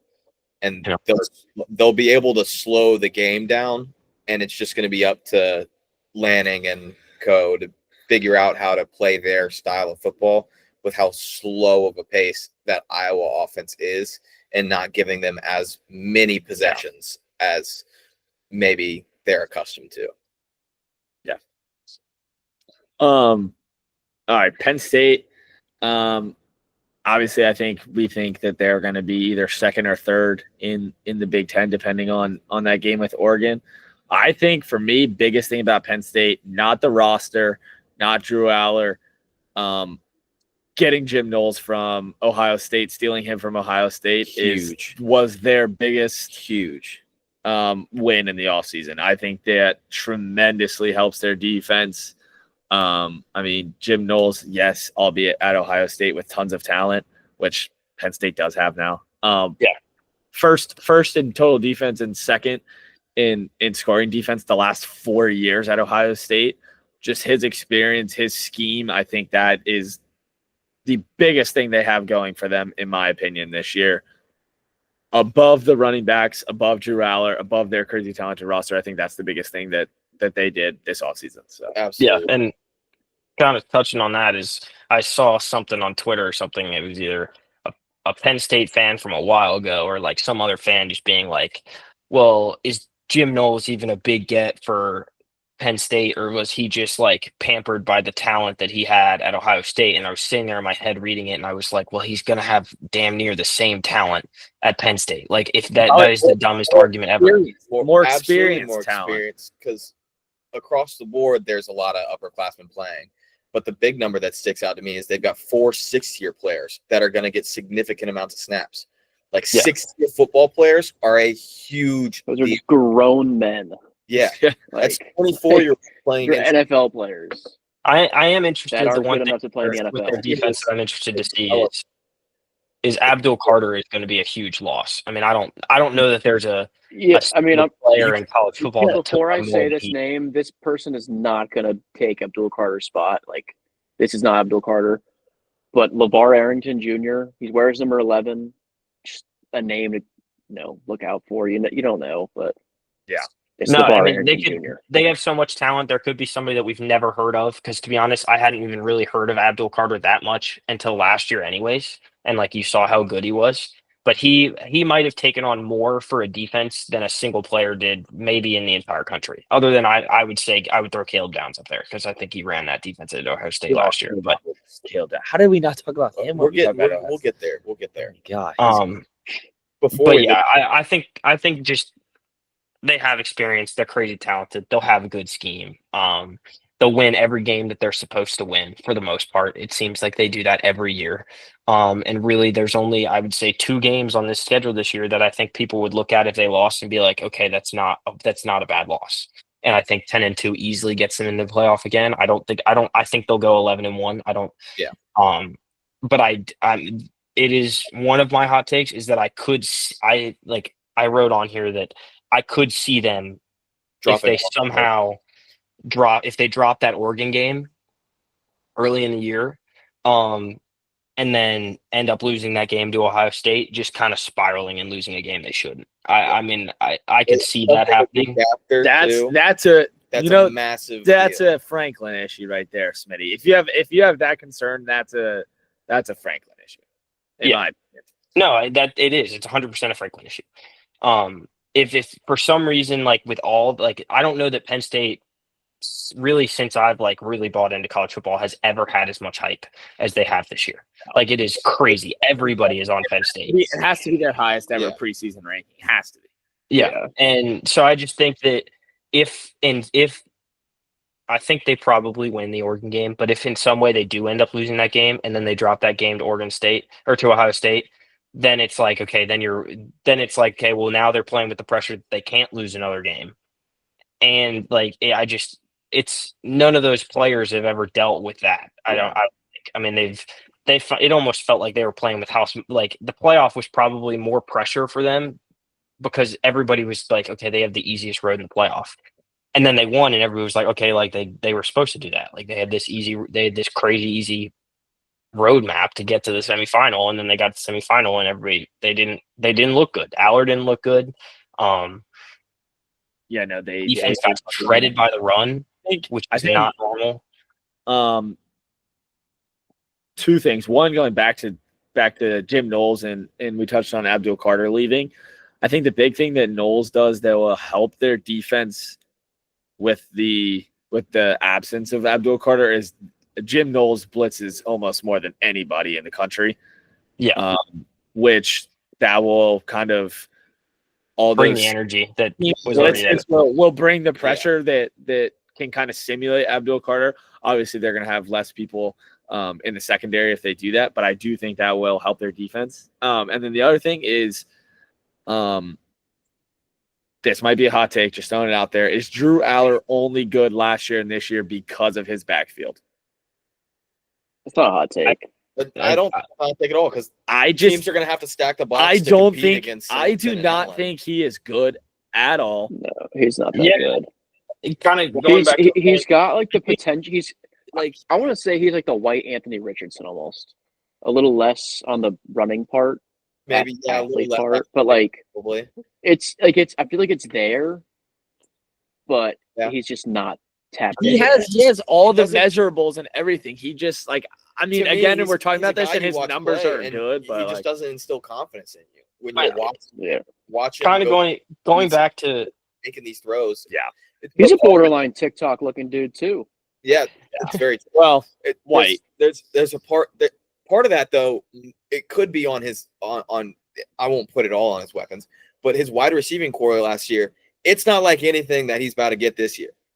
They went in the portal and they got a completely revamped group of wide receivers. Yeah, they got Kyron Hudson out of USC, who has the least amount of yards coming into the season from last year, but probably the best one. Definitely the best one, most talented, easily. They got Devontae Ross from Troy, 1,000-yard receiver, 11 touchdowns, and then Trevor Pena from Syracuse, 900 yards, 9 touchdowns last year. Yeah, like these guys know how to play football at a high level, and having that on the perimeter for Drew Aller is going to be huge for opening up the middle of the field for Singleton and Allen to continue getting their touches and making up the majority of this offense. Yeah, and to kind of talk about the running backs, and also a point I made earlier when I was talking about, obviously Aller started last year, but I was talking about the 4 quarterbacks that were almost elevated by their teams that won in their first year as a starting quarterback. Obviously Aller is not, but the 4 quarterbacks being Jake Coker, Cardale Jones, Trevor Lawrence, and Mac Jones. And you go and look at who those running backs were on those teams, and there is a very common trend. You have Ezekiel Elliott, Derrick Henry, Travis Etienne, and a mix of Josh Jacobs, Najee Harris, and that's just absurd. I mean, you don't even need to name Alabama. And there was crazy, like it's just crazy names in the backfield for all of those teams. I think it's very clear if you do have a question at quarterback, which I think the question is like very minimal. I think it's like a more of an asterisk than a question mark at Drew Aller, and then you throw in those 2 running backs. I think they can 100% elevate him to be at the level that people are seeing it. Now I can see it. I also think everything we're saying is like all the questions I feel like around him are like strictly eye test. Yeah, because like the way we're talking about him, you think his numbers would terrible, and his numbers are very good, very good, very good. Especially last year is really good. Also,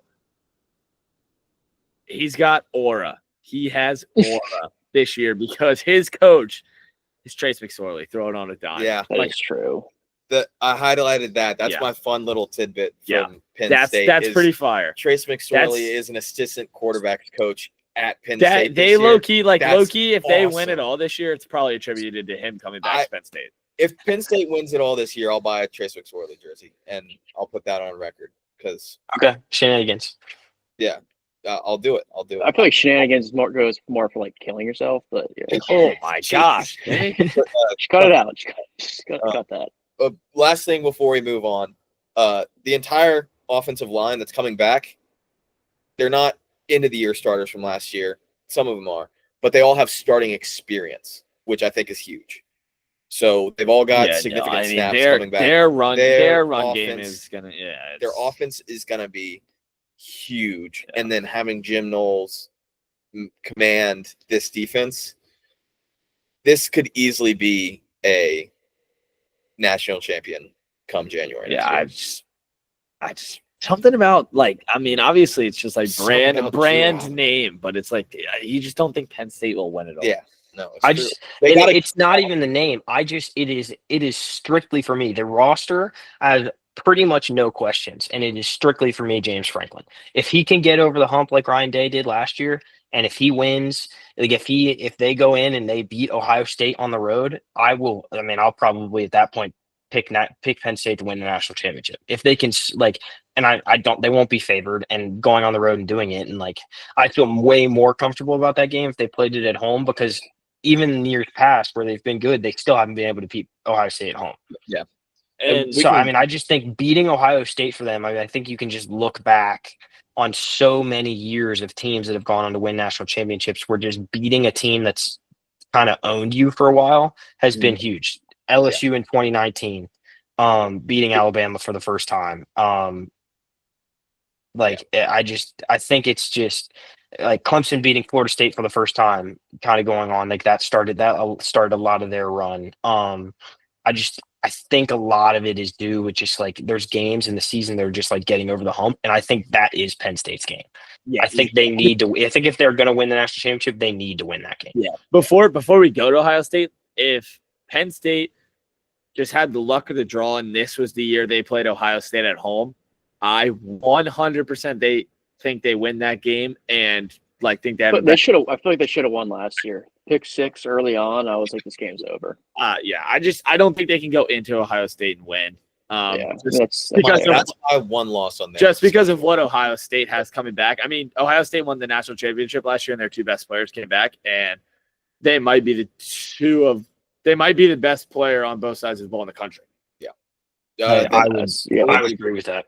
Player on both sides of the ball in the country. Like Jeremiah Smith is Caleb Downs by far the best offensive player in the country, and Caleb Downs. I mean, I think Jeremiah Smith might Caleb, be. Yeah, I think Caleb Downs is going to be he'll be a top 5 pick in the upcoming draft, more than likely. And I think if Jeremiah Smith could go out now, he probably would be the number 1 overall pick. I think he is more valuable than anybody else that could come out of this class. It's insane. He is a freak. Jeremiah Smith can't go in this. Man, I said if he could. No, I know. It just sunk in my head that he's gonna have another year. It's absurd. The things he does on a football field are insane, unlike we've seen in a while. But, I mean, we talked about Ohio State a little bit earlier. I mean, that's really it. I mean, they're just Jeremiah Smith. The ball is the only question they have. yes. I mean, everything else is just you got Caleb Downs running your defense. You know that they're going to be just talent out the wazoo. I was worried about defensive coordinator, and then they went in and brought in Matt Patricia. Like, So you're not. You're going to be just fine defensively with that guy. Like that's what I'm saying is like any question that you possibly could have had about this Ohio State roster or coaching staff, they just completely filled. And it's not only to me just the fact that they won the national championship last year, it is how they went through that playoff. I mean, they just owned everybody. They killed everybody. And Notre Dame made that game feel a little bit closer than it was, but just because of a late comeback and a lacrosse player going absolutely nuts in the second half. But they were getting owned for the better part of that game. And then you look up and they need one play. Ohio State needs one play. And all of a sudden they literally just, they're like, Jeremiah Smith, go. And like the dude just absolutely just. I mean, that play call, you can't put that dude on an island with Jeremiah Smith game on the line. Like it just play calls maybe like ever. It was so stupid too with how well coached that team was. And then you're like, let's just leave him alone. That Smitty, I agree. That's the biggest question, or whoever said it. The biggest question for me is their quarterback situation. Like we don't know if it's going to be Sand, if it's going to be Kindholes. Neither of them have showed out in camp, like we thought. At least Sand would. Like, don't know what's going to happen at this point. They have yet to name a starter. They don't seem like they are going to name a starter soon. I mean, I feel like everybody thinks it's going to be Sand, but you say that, but there was the headlines talk more about Kindholes. Yeah, they talk about how he's had a decent summer camp or a surprising summer camp, and that guy's a guy that's been in the system for 3 years now. Decent and surprising are not the adjectives I want to use to describe my starting quarterback. Especially want you entrust the ball to I think it'll be. I think it's Sand's job until like. Well, I could see him making a change in that Texas game if it's bad. Like I could see them making a change in that game, but I think he'll start that game. That's the highlight of their schedule is literally week 1, like whether or not they're going to come out of that game with a win or a loss, and being at home helps them a ton. I think they win that game. I think they win that game. That do too. Is their lone loss. I think the first game of the year. Yeah. Wow. Yeah. I think what's crazy is why I think they win that first game is nothing to do with their offense and just strictly their defense. I think they're going to have the number 1 defense in the country, like not even close. Yeah. And I think they're one of I think they're one of two teams in the country that I think their season is going to be decided by their first game of the year and their last game of the year. Yeah. I think obviously Ohio State is probably fans and probably some players are a little bit pissed off that they won a national championship and still somehow found a way to lose to Michigan at home. Because that means a lot like it for just them. doesn't count. Yeah. Yeah, like it really does. Like Michigan's going to hold this over their head for years and being like, oh, the 1 year you won a national championship, you guys couldn't beat us. And like, I think that would be a huge game for them. And going on the road into the big house, and they haven't won against Michigan. It's been like what, 5 years? Like I really didn't think I didn't think there was any chance they were going to lose that game last year. And it is crazy to me that this is now, I think, Ohio State won it like 8 years in a row, and now Michigan's won it 5 years in a row for the biggest rivalry in the sport. That seems crazy to me. I mean, I'll say it again just because I think they're that good. Like, you can make the argument that Ohio State's defense was the best defense in the country last year, and I get their defensive coordinator is leaving, but like Matt Patricia might be better than Jim Knowles. So it's like, how much of a loss is that really? And yeah, I know Jack Sawyer left. I know the other end left. A couple other guys left. But, like, I think they will be the best defense in the country, which is why they will beat Texas and why they will beat a rookie in Bryce Underwood. Yeah. And I think that getting Penn State at home is just – I don't think. Yeah. I think I think the Texas game and the Penn State game will be – I don't want to be overly confident. I think those will be the only two close games they play all year. I think they kill Michigan, but that could be a little bit of a hot take. I think they're gonna have a lot to prove going into the Michigan game, regardless of how their season goes ahead of that. Yeah. They can come into Michigan 11-0, and they would still feel like underdogs going into that. Yeah, just look at how last regular season for them. Yeah, the only other team that I'm really interested in talking about in the Big Ten at all is USC. I would love to talk about Michigan after that. Oh yeah, well I forgot we kind of talked about Michigan just with a little bit, but I mean the only one other than those big five that we've already talked about or that were like we said is USC. You like USC? I actually think they're going to be pretty solid this year. I think if I could, but I can't, so I won't. But if I could. Which I'm not going. It's a prediction. I love their win total. It's all it is. It's a prediction. They're under less than 7 games this year. Not less than 7. Less than 8 games. Less than 8 games. Yeah. They'll win. Why do you pick 8? It's just a. 8 is just a random. It's just a tingle thrown out there, but it's just like I think they win less than 8. Yeah. I don't know. This is the best. The other way. I've never been a Lincoln Riley truther. And I'm gonna stick with that. I want to hear Smitty though. I want to hear. I don't think they have Smitty. Why will they win more than the random selected 8? Lincoln Riley has for years. It almost this team feels very Tennessee of last year to me right now. Because it is a team that is not used to playing good, like really good defense, and this is by far the most talented front seven that they have had. Their front seven's good. And to be honest, like we talk about, you can talk secondaries all you want in college. Front sevens in college is the most important position group. Yeah, but in the sport. Why does USC? I feel like always plays just shootout games, and their secondary is going to be very mid. So I feel like that's the thing is I don't know that they're going to play a ton of shootout games this year. I don't know that their offense is necessarily set up that way this year, even with Lincoln Riley. That's why I'm saying it gives me Tennessee vibes from last year. I'm not saying that I'm 100% sure that they're going to cover their win total. That random number that we just found that was thrown out somewhere, but I don't know that they'll 100% cover that because I don't love their schedule. They obviously they have to play Michigan. They play Michigan. They go to Oregon and they go to Notre Dame. Like those are 3 games that I think are guaranteed losses. They have the most ranked matchups on their schedule in the Big Ten, I believe. Yeah, I think their schedule but they've also got 5 ranked teams. Yeah, I think just 4. I see 4 off the top of my head. Unless there's one that I'm missing. Games for USC. games for USC like at Nebraska, I think that's a very losable game for them. Mhm. Yeah, but like they get Those like road but they go to Illinois. Like to Illinois is a tough one. Tough But like game. I could see them sneaking out. Like they get UCLA at home, which I mean Michigan. I'm not in like They're not beating Michigan. You don't think so? No. And But- we'll get to that when we talk about Michigan because I mean, That's and they get yeah. I see them losing. Like I agree, they could end up losing that game at Nebraska. But I really am looking at their schedule. Like I see them winning 8 games. I think they'll. I don't think they struggle with Purdue. I don't think they struggle with Michigan State. I think they lose Struggle with 3 in a Purdue. row. that says a And lot they about lose. going into the rest of the season because Purdue and Michigan State are going to be awful this year.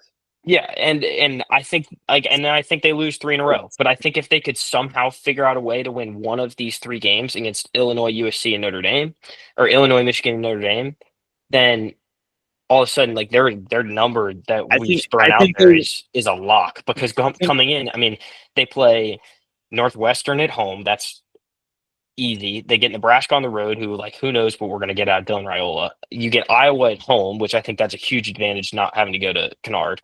And then you get UCLA at home, and I don't think UCLA is going to be very good either. I think they win at least 7 games. I think 7 is guaranteed. I think it's 7, 7 that's a right fair on the number. dot because they win. They start 3-0, or they start 4-0, and then I think they lose at Illinois. I think they lose. To I think they Michigan. lose those 3. I think they lose those they 3 lose to games, and then Notre they lose. Dame.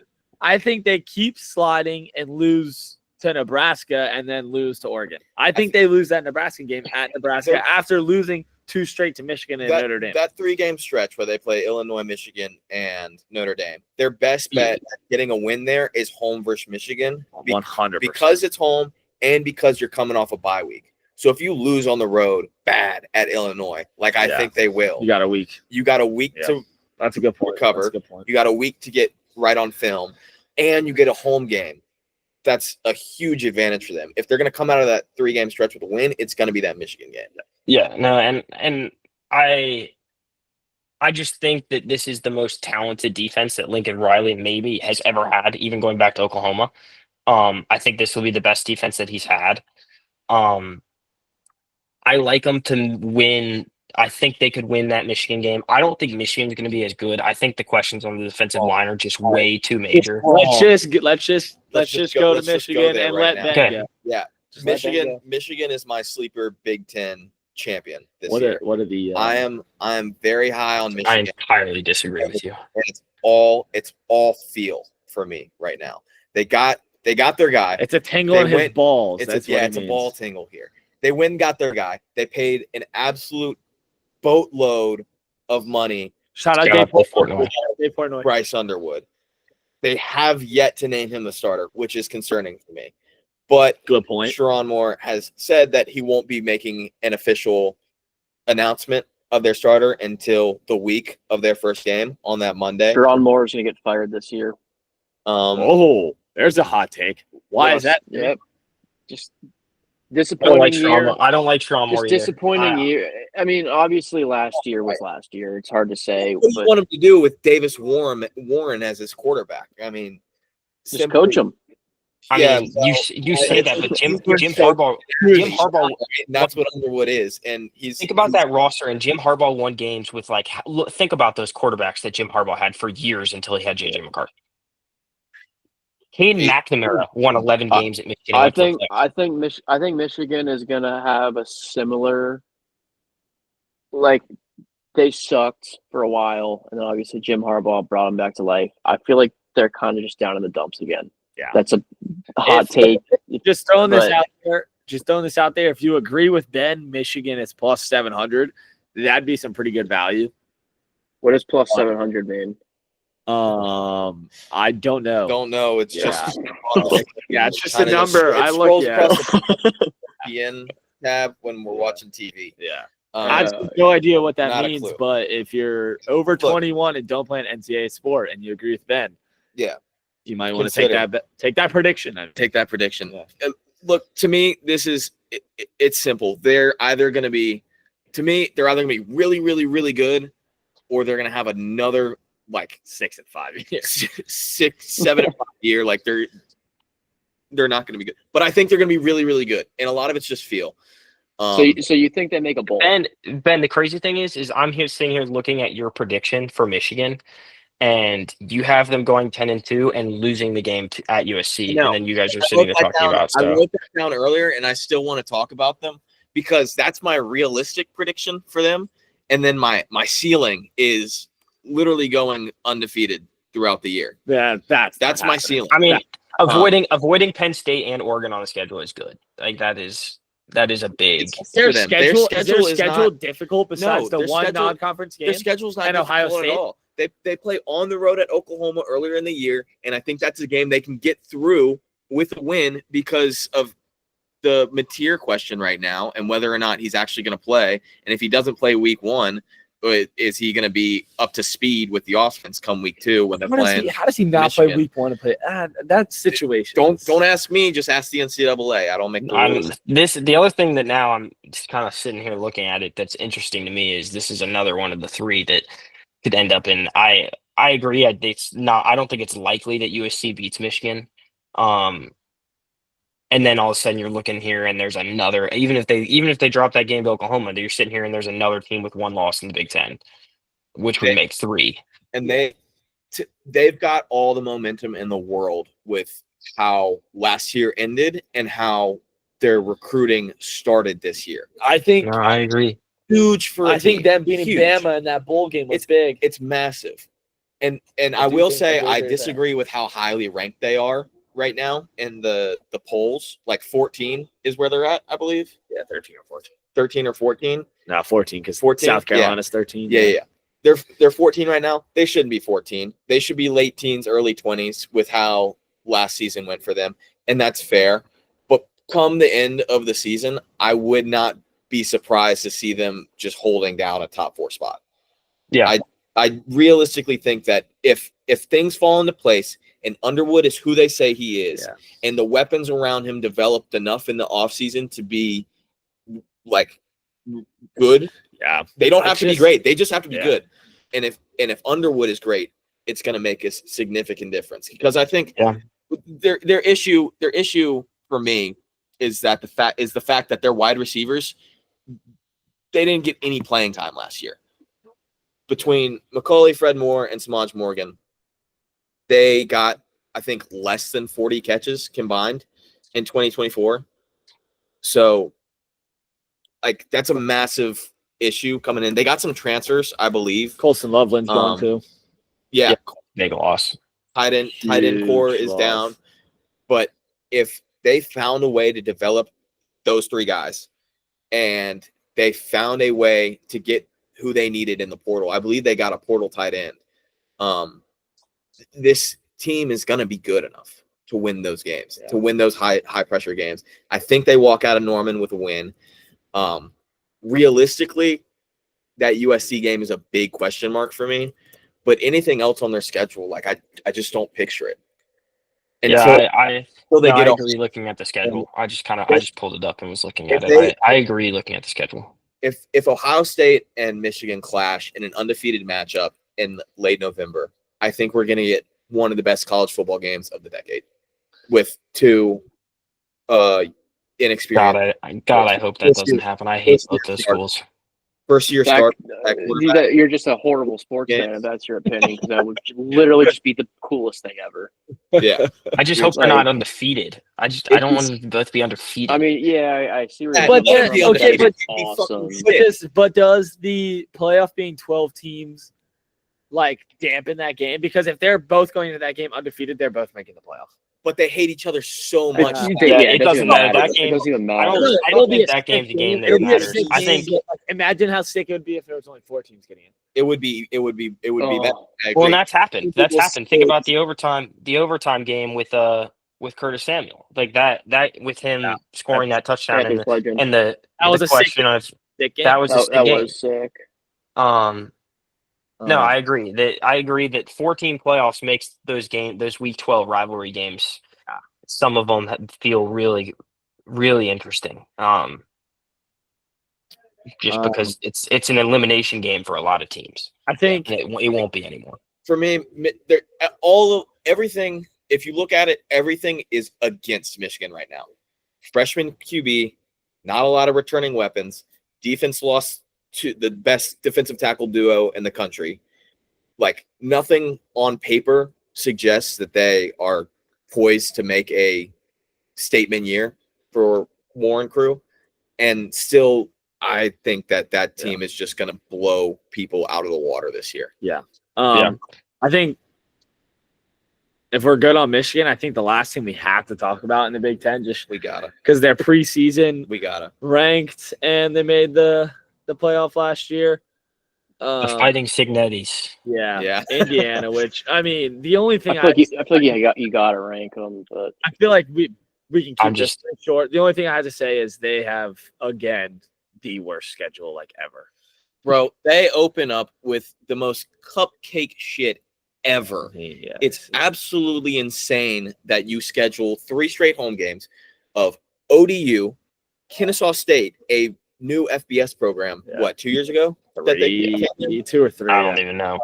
a few years ago. FCS team of Indiana State. Yeah, I mean, that's It's just absurd that ridiculous. you, as a Power 4 program trying to boost your credibility, those are your opening 3 games. Thankfully enough, congratulations, you're gonna go 3-0, and thankfully then they have, in lose. my estimation, absolutely zero chance of making it playoffs. no shot. No, they hit the schedule roulette last year with their Big Ten schedule, and they absolutely lost it this year. Yeah, With Illinois, I mean, Illinois will be solid, but then having to go to Oregon and to Penn State. I mean, they don't Even win Iowa too. Like, Iowa's and, Iowa's not going to be a bad games- game. their games, I mean, like they lost Curtis Rourke. Like, I think I don't know what gone. you're gonna get with Fernando. I'm pretty Curtis Rourke was like 30. Yeah. Yeah, he was. Yeah. He was.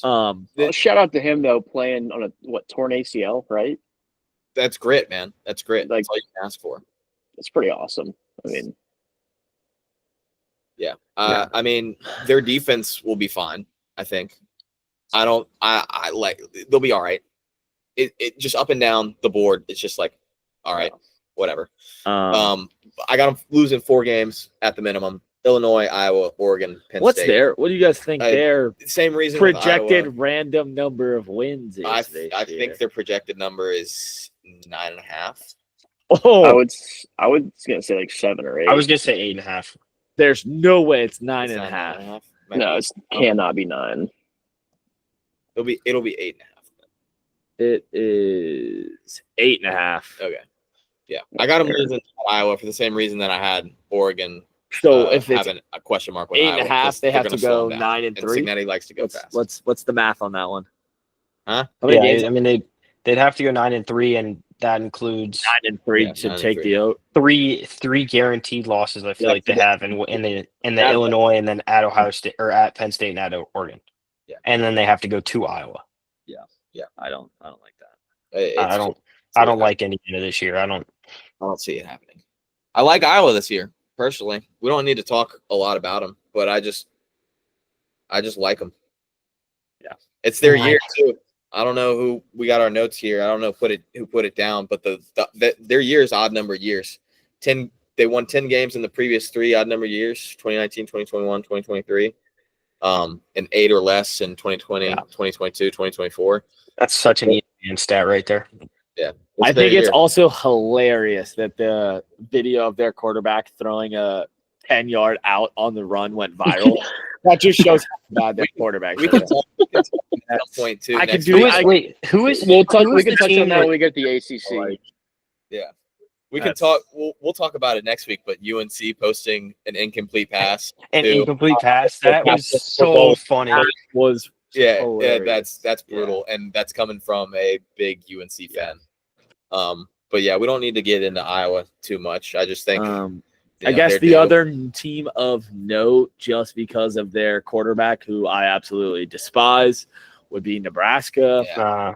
That's not even where I thought you were going. I thought you were gonna go UCLA, but So did I. Well, I'll despise UCLA him. I'll despise him. I don't want to more talk than I about despise Nico Iowa. and his fat ass dad.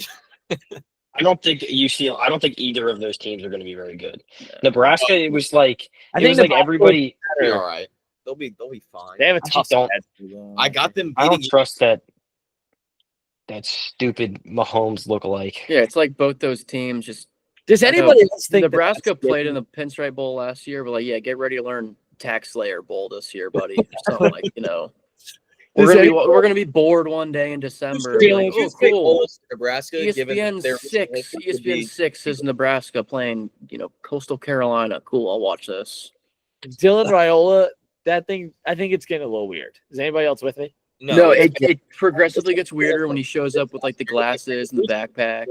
Hey, bro, the pregame stuff. And the dude just it's weird, bro. Wasn't he just like randomly in the Chiefs locker room? Yeah, or something like that. As the kids these days say, negative aura. Negative. Yeah. I will say that they got better, talent wise, on the defensive side of the ball. I do like Matt Rule though, Timmy. I hate Matt Rule, and I wish nothing but the worst from Matt Rule, dude. They got better on the defensive side of the ball. That linebacker room improved. They got the Sunbelt Depoy and Marquez Watson-Trent, and they've got the highest rated freshman linebacker last year. He'll be a sophomore this year, and Vincent Shavers. Yeah. Like, those guys are going to be studs. Elijah Judy has made a ton of talk in camp just about how good he's been. The issue is that Elijah Judy is the lone senior on the defensive line across the board. Everybody else is super young. They've got like 3 juniors and then a boatload of freshmen and sophomores. So they're going to be undersized up front, 100%. They'll be fast, but they might not be able to play in the fourth quarter against some teams. Yeah, just because. I think the ceiling is 9-3, maybe the ceiling. I think that's the best case scenario, and I don't see that happening. Best case scenario. I don't dislike him. I don't like him. I don't like Matt Rule, but like I feel like college football is just cool when a team like Nebraska, especially with their history, like when a team like them is just good. Like it just makes it better. I kind of hope that in the near future that teams like Nebraska and Wisconsin end up being good again, because I feel like the sport is just better. Like I hope Miami ends up being better. I hope like I just think the sport's better, and I think that it's like teams with legit history where it's like I feel like the buzz around teams like them when they're good is just so much more enjoyable and exciting every Saturday rather than a team with buzz like Colorado. I feel so bad for people that grow up and their weekend thing in the fall is on Saturdays. We drive up to Lincoln and we go watch a football camp and we tailgate. And they hadn't gotten to see a winning season for 8 years, 9 years until last year. Like, that's brutal for them. I hope this year that they can keep that thing going. But it's going to be so hard with how weird their offense is to me. Like, it is Raiola centric. Last year, they had 2 backs that ran for 600 yards each. One of them had the majority of the touchdowns. That was Dante Dowdle. He's gone. Emmett Johnson returns. He had 1 touchdown last year. Hey, shout out Will Compton, though. So they'll need somebody else to punch the ball in the red zone or at the goal line, because it doesn't look like Emmett Johnson's the guy for it. He's pure speed back there. So they'll need it. They'll need a short up O-line to protect Raiola more if they want his arm talent to actually be effective down the stretch when they get into conference games and people have more tape. So it's a 7-5 year for me. Yeah. I agree. Anything else in the Big Ten that you guys want to talk about? We have to talk about it. We have to talk about the second best safety in the country out of Minnesota, Coy Parrick. There's a reason I'd like to talk about him, because he just got named an All-American, a preseason All-American by The Athletic the other day, alongside Caleb Downs, which is elite company to be in. And Mr. Coy Parrick is putting on for a special group of people, and that's the Minnesota Golden Gophers. Not anybody else. Not anybody else. Not anybody else. The thing is, he wants to play both sides of the ball this year. And I don't know if I like that. Zero chance they let him do that. I don't know if I like that. He's gotten reps in practice, and he's looked fine as a wide receiver. He's an elite athlete. He can do what he wants on a football field. And he's at Minnesota. I mean, what Yo, Timmy, What the hell why is is he the- an elite athlete? Athlete. athlete. Good answer. Yeah. Good answer. Athlete. Yeah, he's an elite athlete, and he does what he wants on a football field.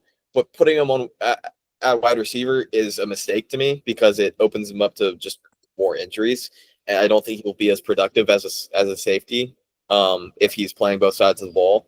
Just Minnesota fans, if he's not playing wide receiver, please don't get mad. Just let him play elite safety. Y'all aren't going to be special this It year. would be cool to see another Cooper DeJean. A couple cool punt returns maybe or something. Yeah. Just He nice. does. He does. I Just mean, some he'll nice take Midwest white boys. Yeah, Get something back to the house this year, I bet. All right. If we're good, we good in the Big Ten.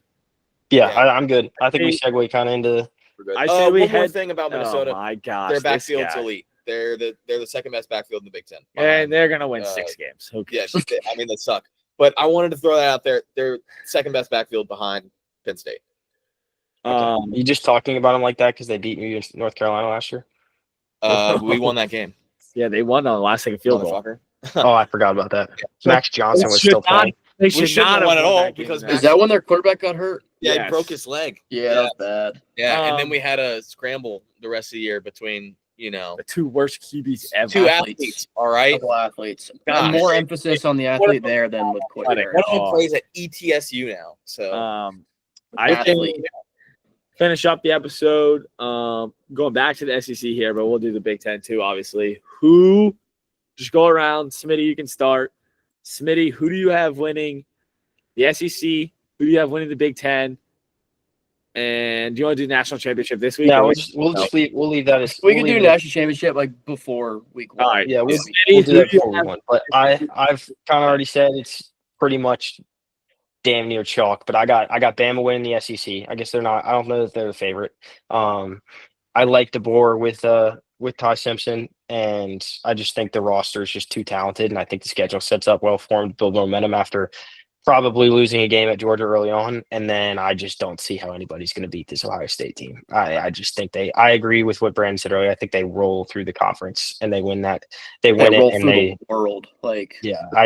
I think that team got a taste of winning at the biggest level that they hadn't really had in a little bit, and I think that these guys on this roster are just know what it takes now, and they're just going to be. I think they're so talented. I think so. Those are my 2. Timmy. I'm going to agree, but I would say just keep an eye out for LSU. They could be Dude, this I'm year. taking my shit. I mean, I'm saying Alabama, Ohio State. Those are my picks, but I'm saying LSU. I feel like 2 people saying Alabama might be a little bit of a hot take.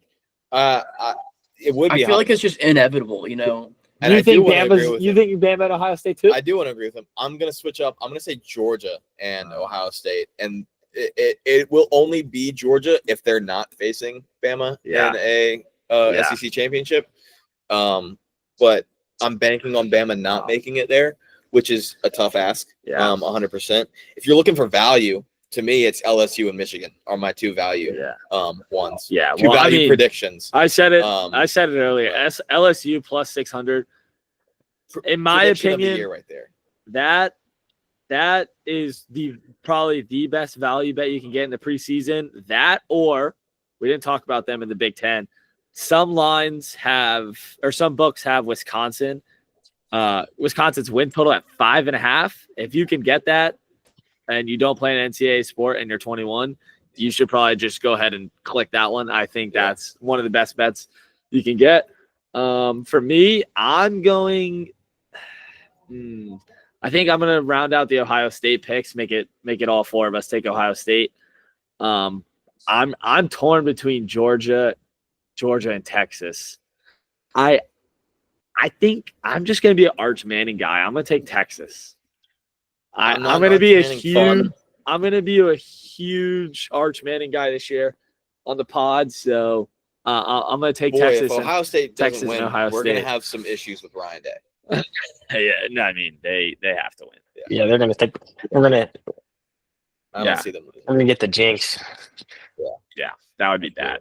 All right. Do we got anything else that we want to tap into No, I'll just. Do we want to go awards next week? Yeah, we'll we do next awards week, in the next national week. championship. Next week, we're going to hit on the ACC, the Big 12, and probably just our select couple of group of five. I think I'm just gonna. Me personally, I'm just gonna go through who I think is gonna come out of the group of five. Who I think is gonna, or maybe a couple that have a shot across the board. Yeah. Some fun teams in the group of five this year, to get into. But I think after that, then we'll do some awards and whatnot, some superlatives, and then maybe some best predictions. Yeah, best predictions. Yeah, like fun sleeper pick stuff like that. Because week 0 is next week, right? Yeah, next weekend. So Nice. Last weekend without football for a while is this weekend. So. We made it. We made it. Weekend too, out in Dublin. Yeah. We got. I saw Kansas State was. I saw Kansas State post a video that they're driving there. So that video game. Dude, all the quote tweets are like, "Wow, like that drive from Kansas to Ireland." Correct me if I'm wrong, but that's two teams without any sort of Irish ties, correct? Zero, nothing at all. At least last year it was. Bro, Iowa, Georgia Kansas, Tech, and Notre Dame, right? Like that's what we had. Yeah. At least Georgia Tech was gold. That was cool. And obviously Notre Dame is tied to Ireland. But this year the Ireland game was Georgia Tech, Florida State. It was Florida State, dummy. Oh shit. Yeah. Georgia Tech was gold. Georgia Tech was gold. Irish ties. No, Georgia Tech was gold. That's Irish enough. This year it's Iowa State and Kansas State, and next year it's UNC and TCU. I think they just ditched. They ditched the Ireland theme. On the flight, huh? How do you do the Horn Frog? I think it's like that, ain't it? I don't know. They just. Oh no! It's like that. It's not. It's this. He's right. It is this. It is this. My friend, it's this. Shout out Tice. Oh yeah. Shout out, Shout out. But talking about the Ireland game, I think this year they just picked the 3 whitest things. Like, I mean, it just I don't understand. Ireland, Kansas State, and Iowa State, 3 white things. Yeah, fair enough. Yeah, but that boy Rocco, man, I'm excited. Also, to end the episode because we're wrapping up, Smitty, that twirling Clemson helmet is the stupidest thing I've ever seen. That's not going to be there next pod. Is that your nightlight? I guarantee it. No, I'm not even in my room. Sure you're not. No, wait, no. Those walls aren't orange. Yeah. Those walls aren't orange. You're right. Here we go. No, just to wrap up, this will be on YouTube and on Spotify podcasts. There'll probably be some clips and stuff, but we'll link it in the description on YouTube. We are on TikTok, Instagram, and Twitter at Campus Clubhouse. Believe the Instagram is at Campus Clubhouse Pod, but other than that, episodes will come out once a week, and we're just gonna talk about whatever we feel like on here. And gonna have fun with it. Yeah, gonna have fun. And probably start arguing a little bit more once the season gets going. ACC will be a little more heated next week. So Clemson, Duke, and Carolina next week. Gotta stay tuned for that. Yeah. If anybody's got suggestions, hey, Virginia Tech, if Fat Boy wants. Oh yeah, we might have special guests. Yeah, we might have special guests. So if Eric ever decides to get on here, he can talk about Tech. He'll tell us how they're going to go 3-9 and how he has no faith in them. Yeah, we won the coin toss. All right. Yeah, love it. Okay. All right.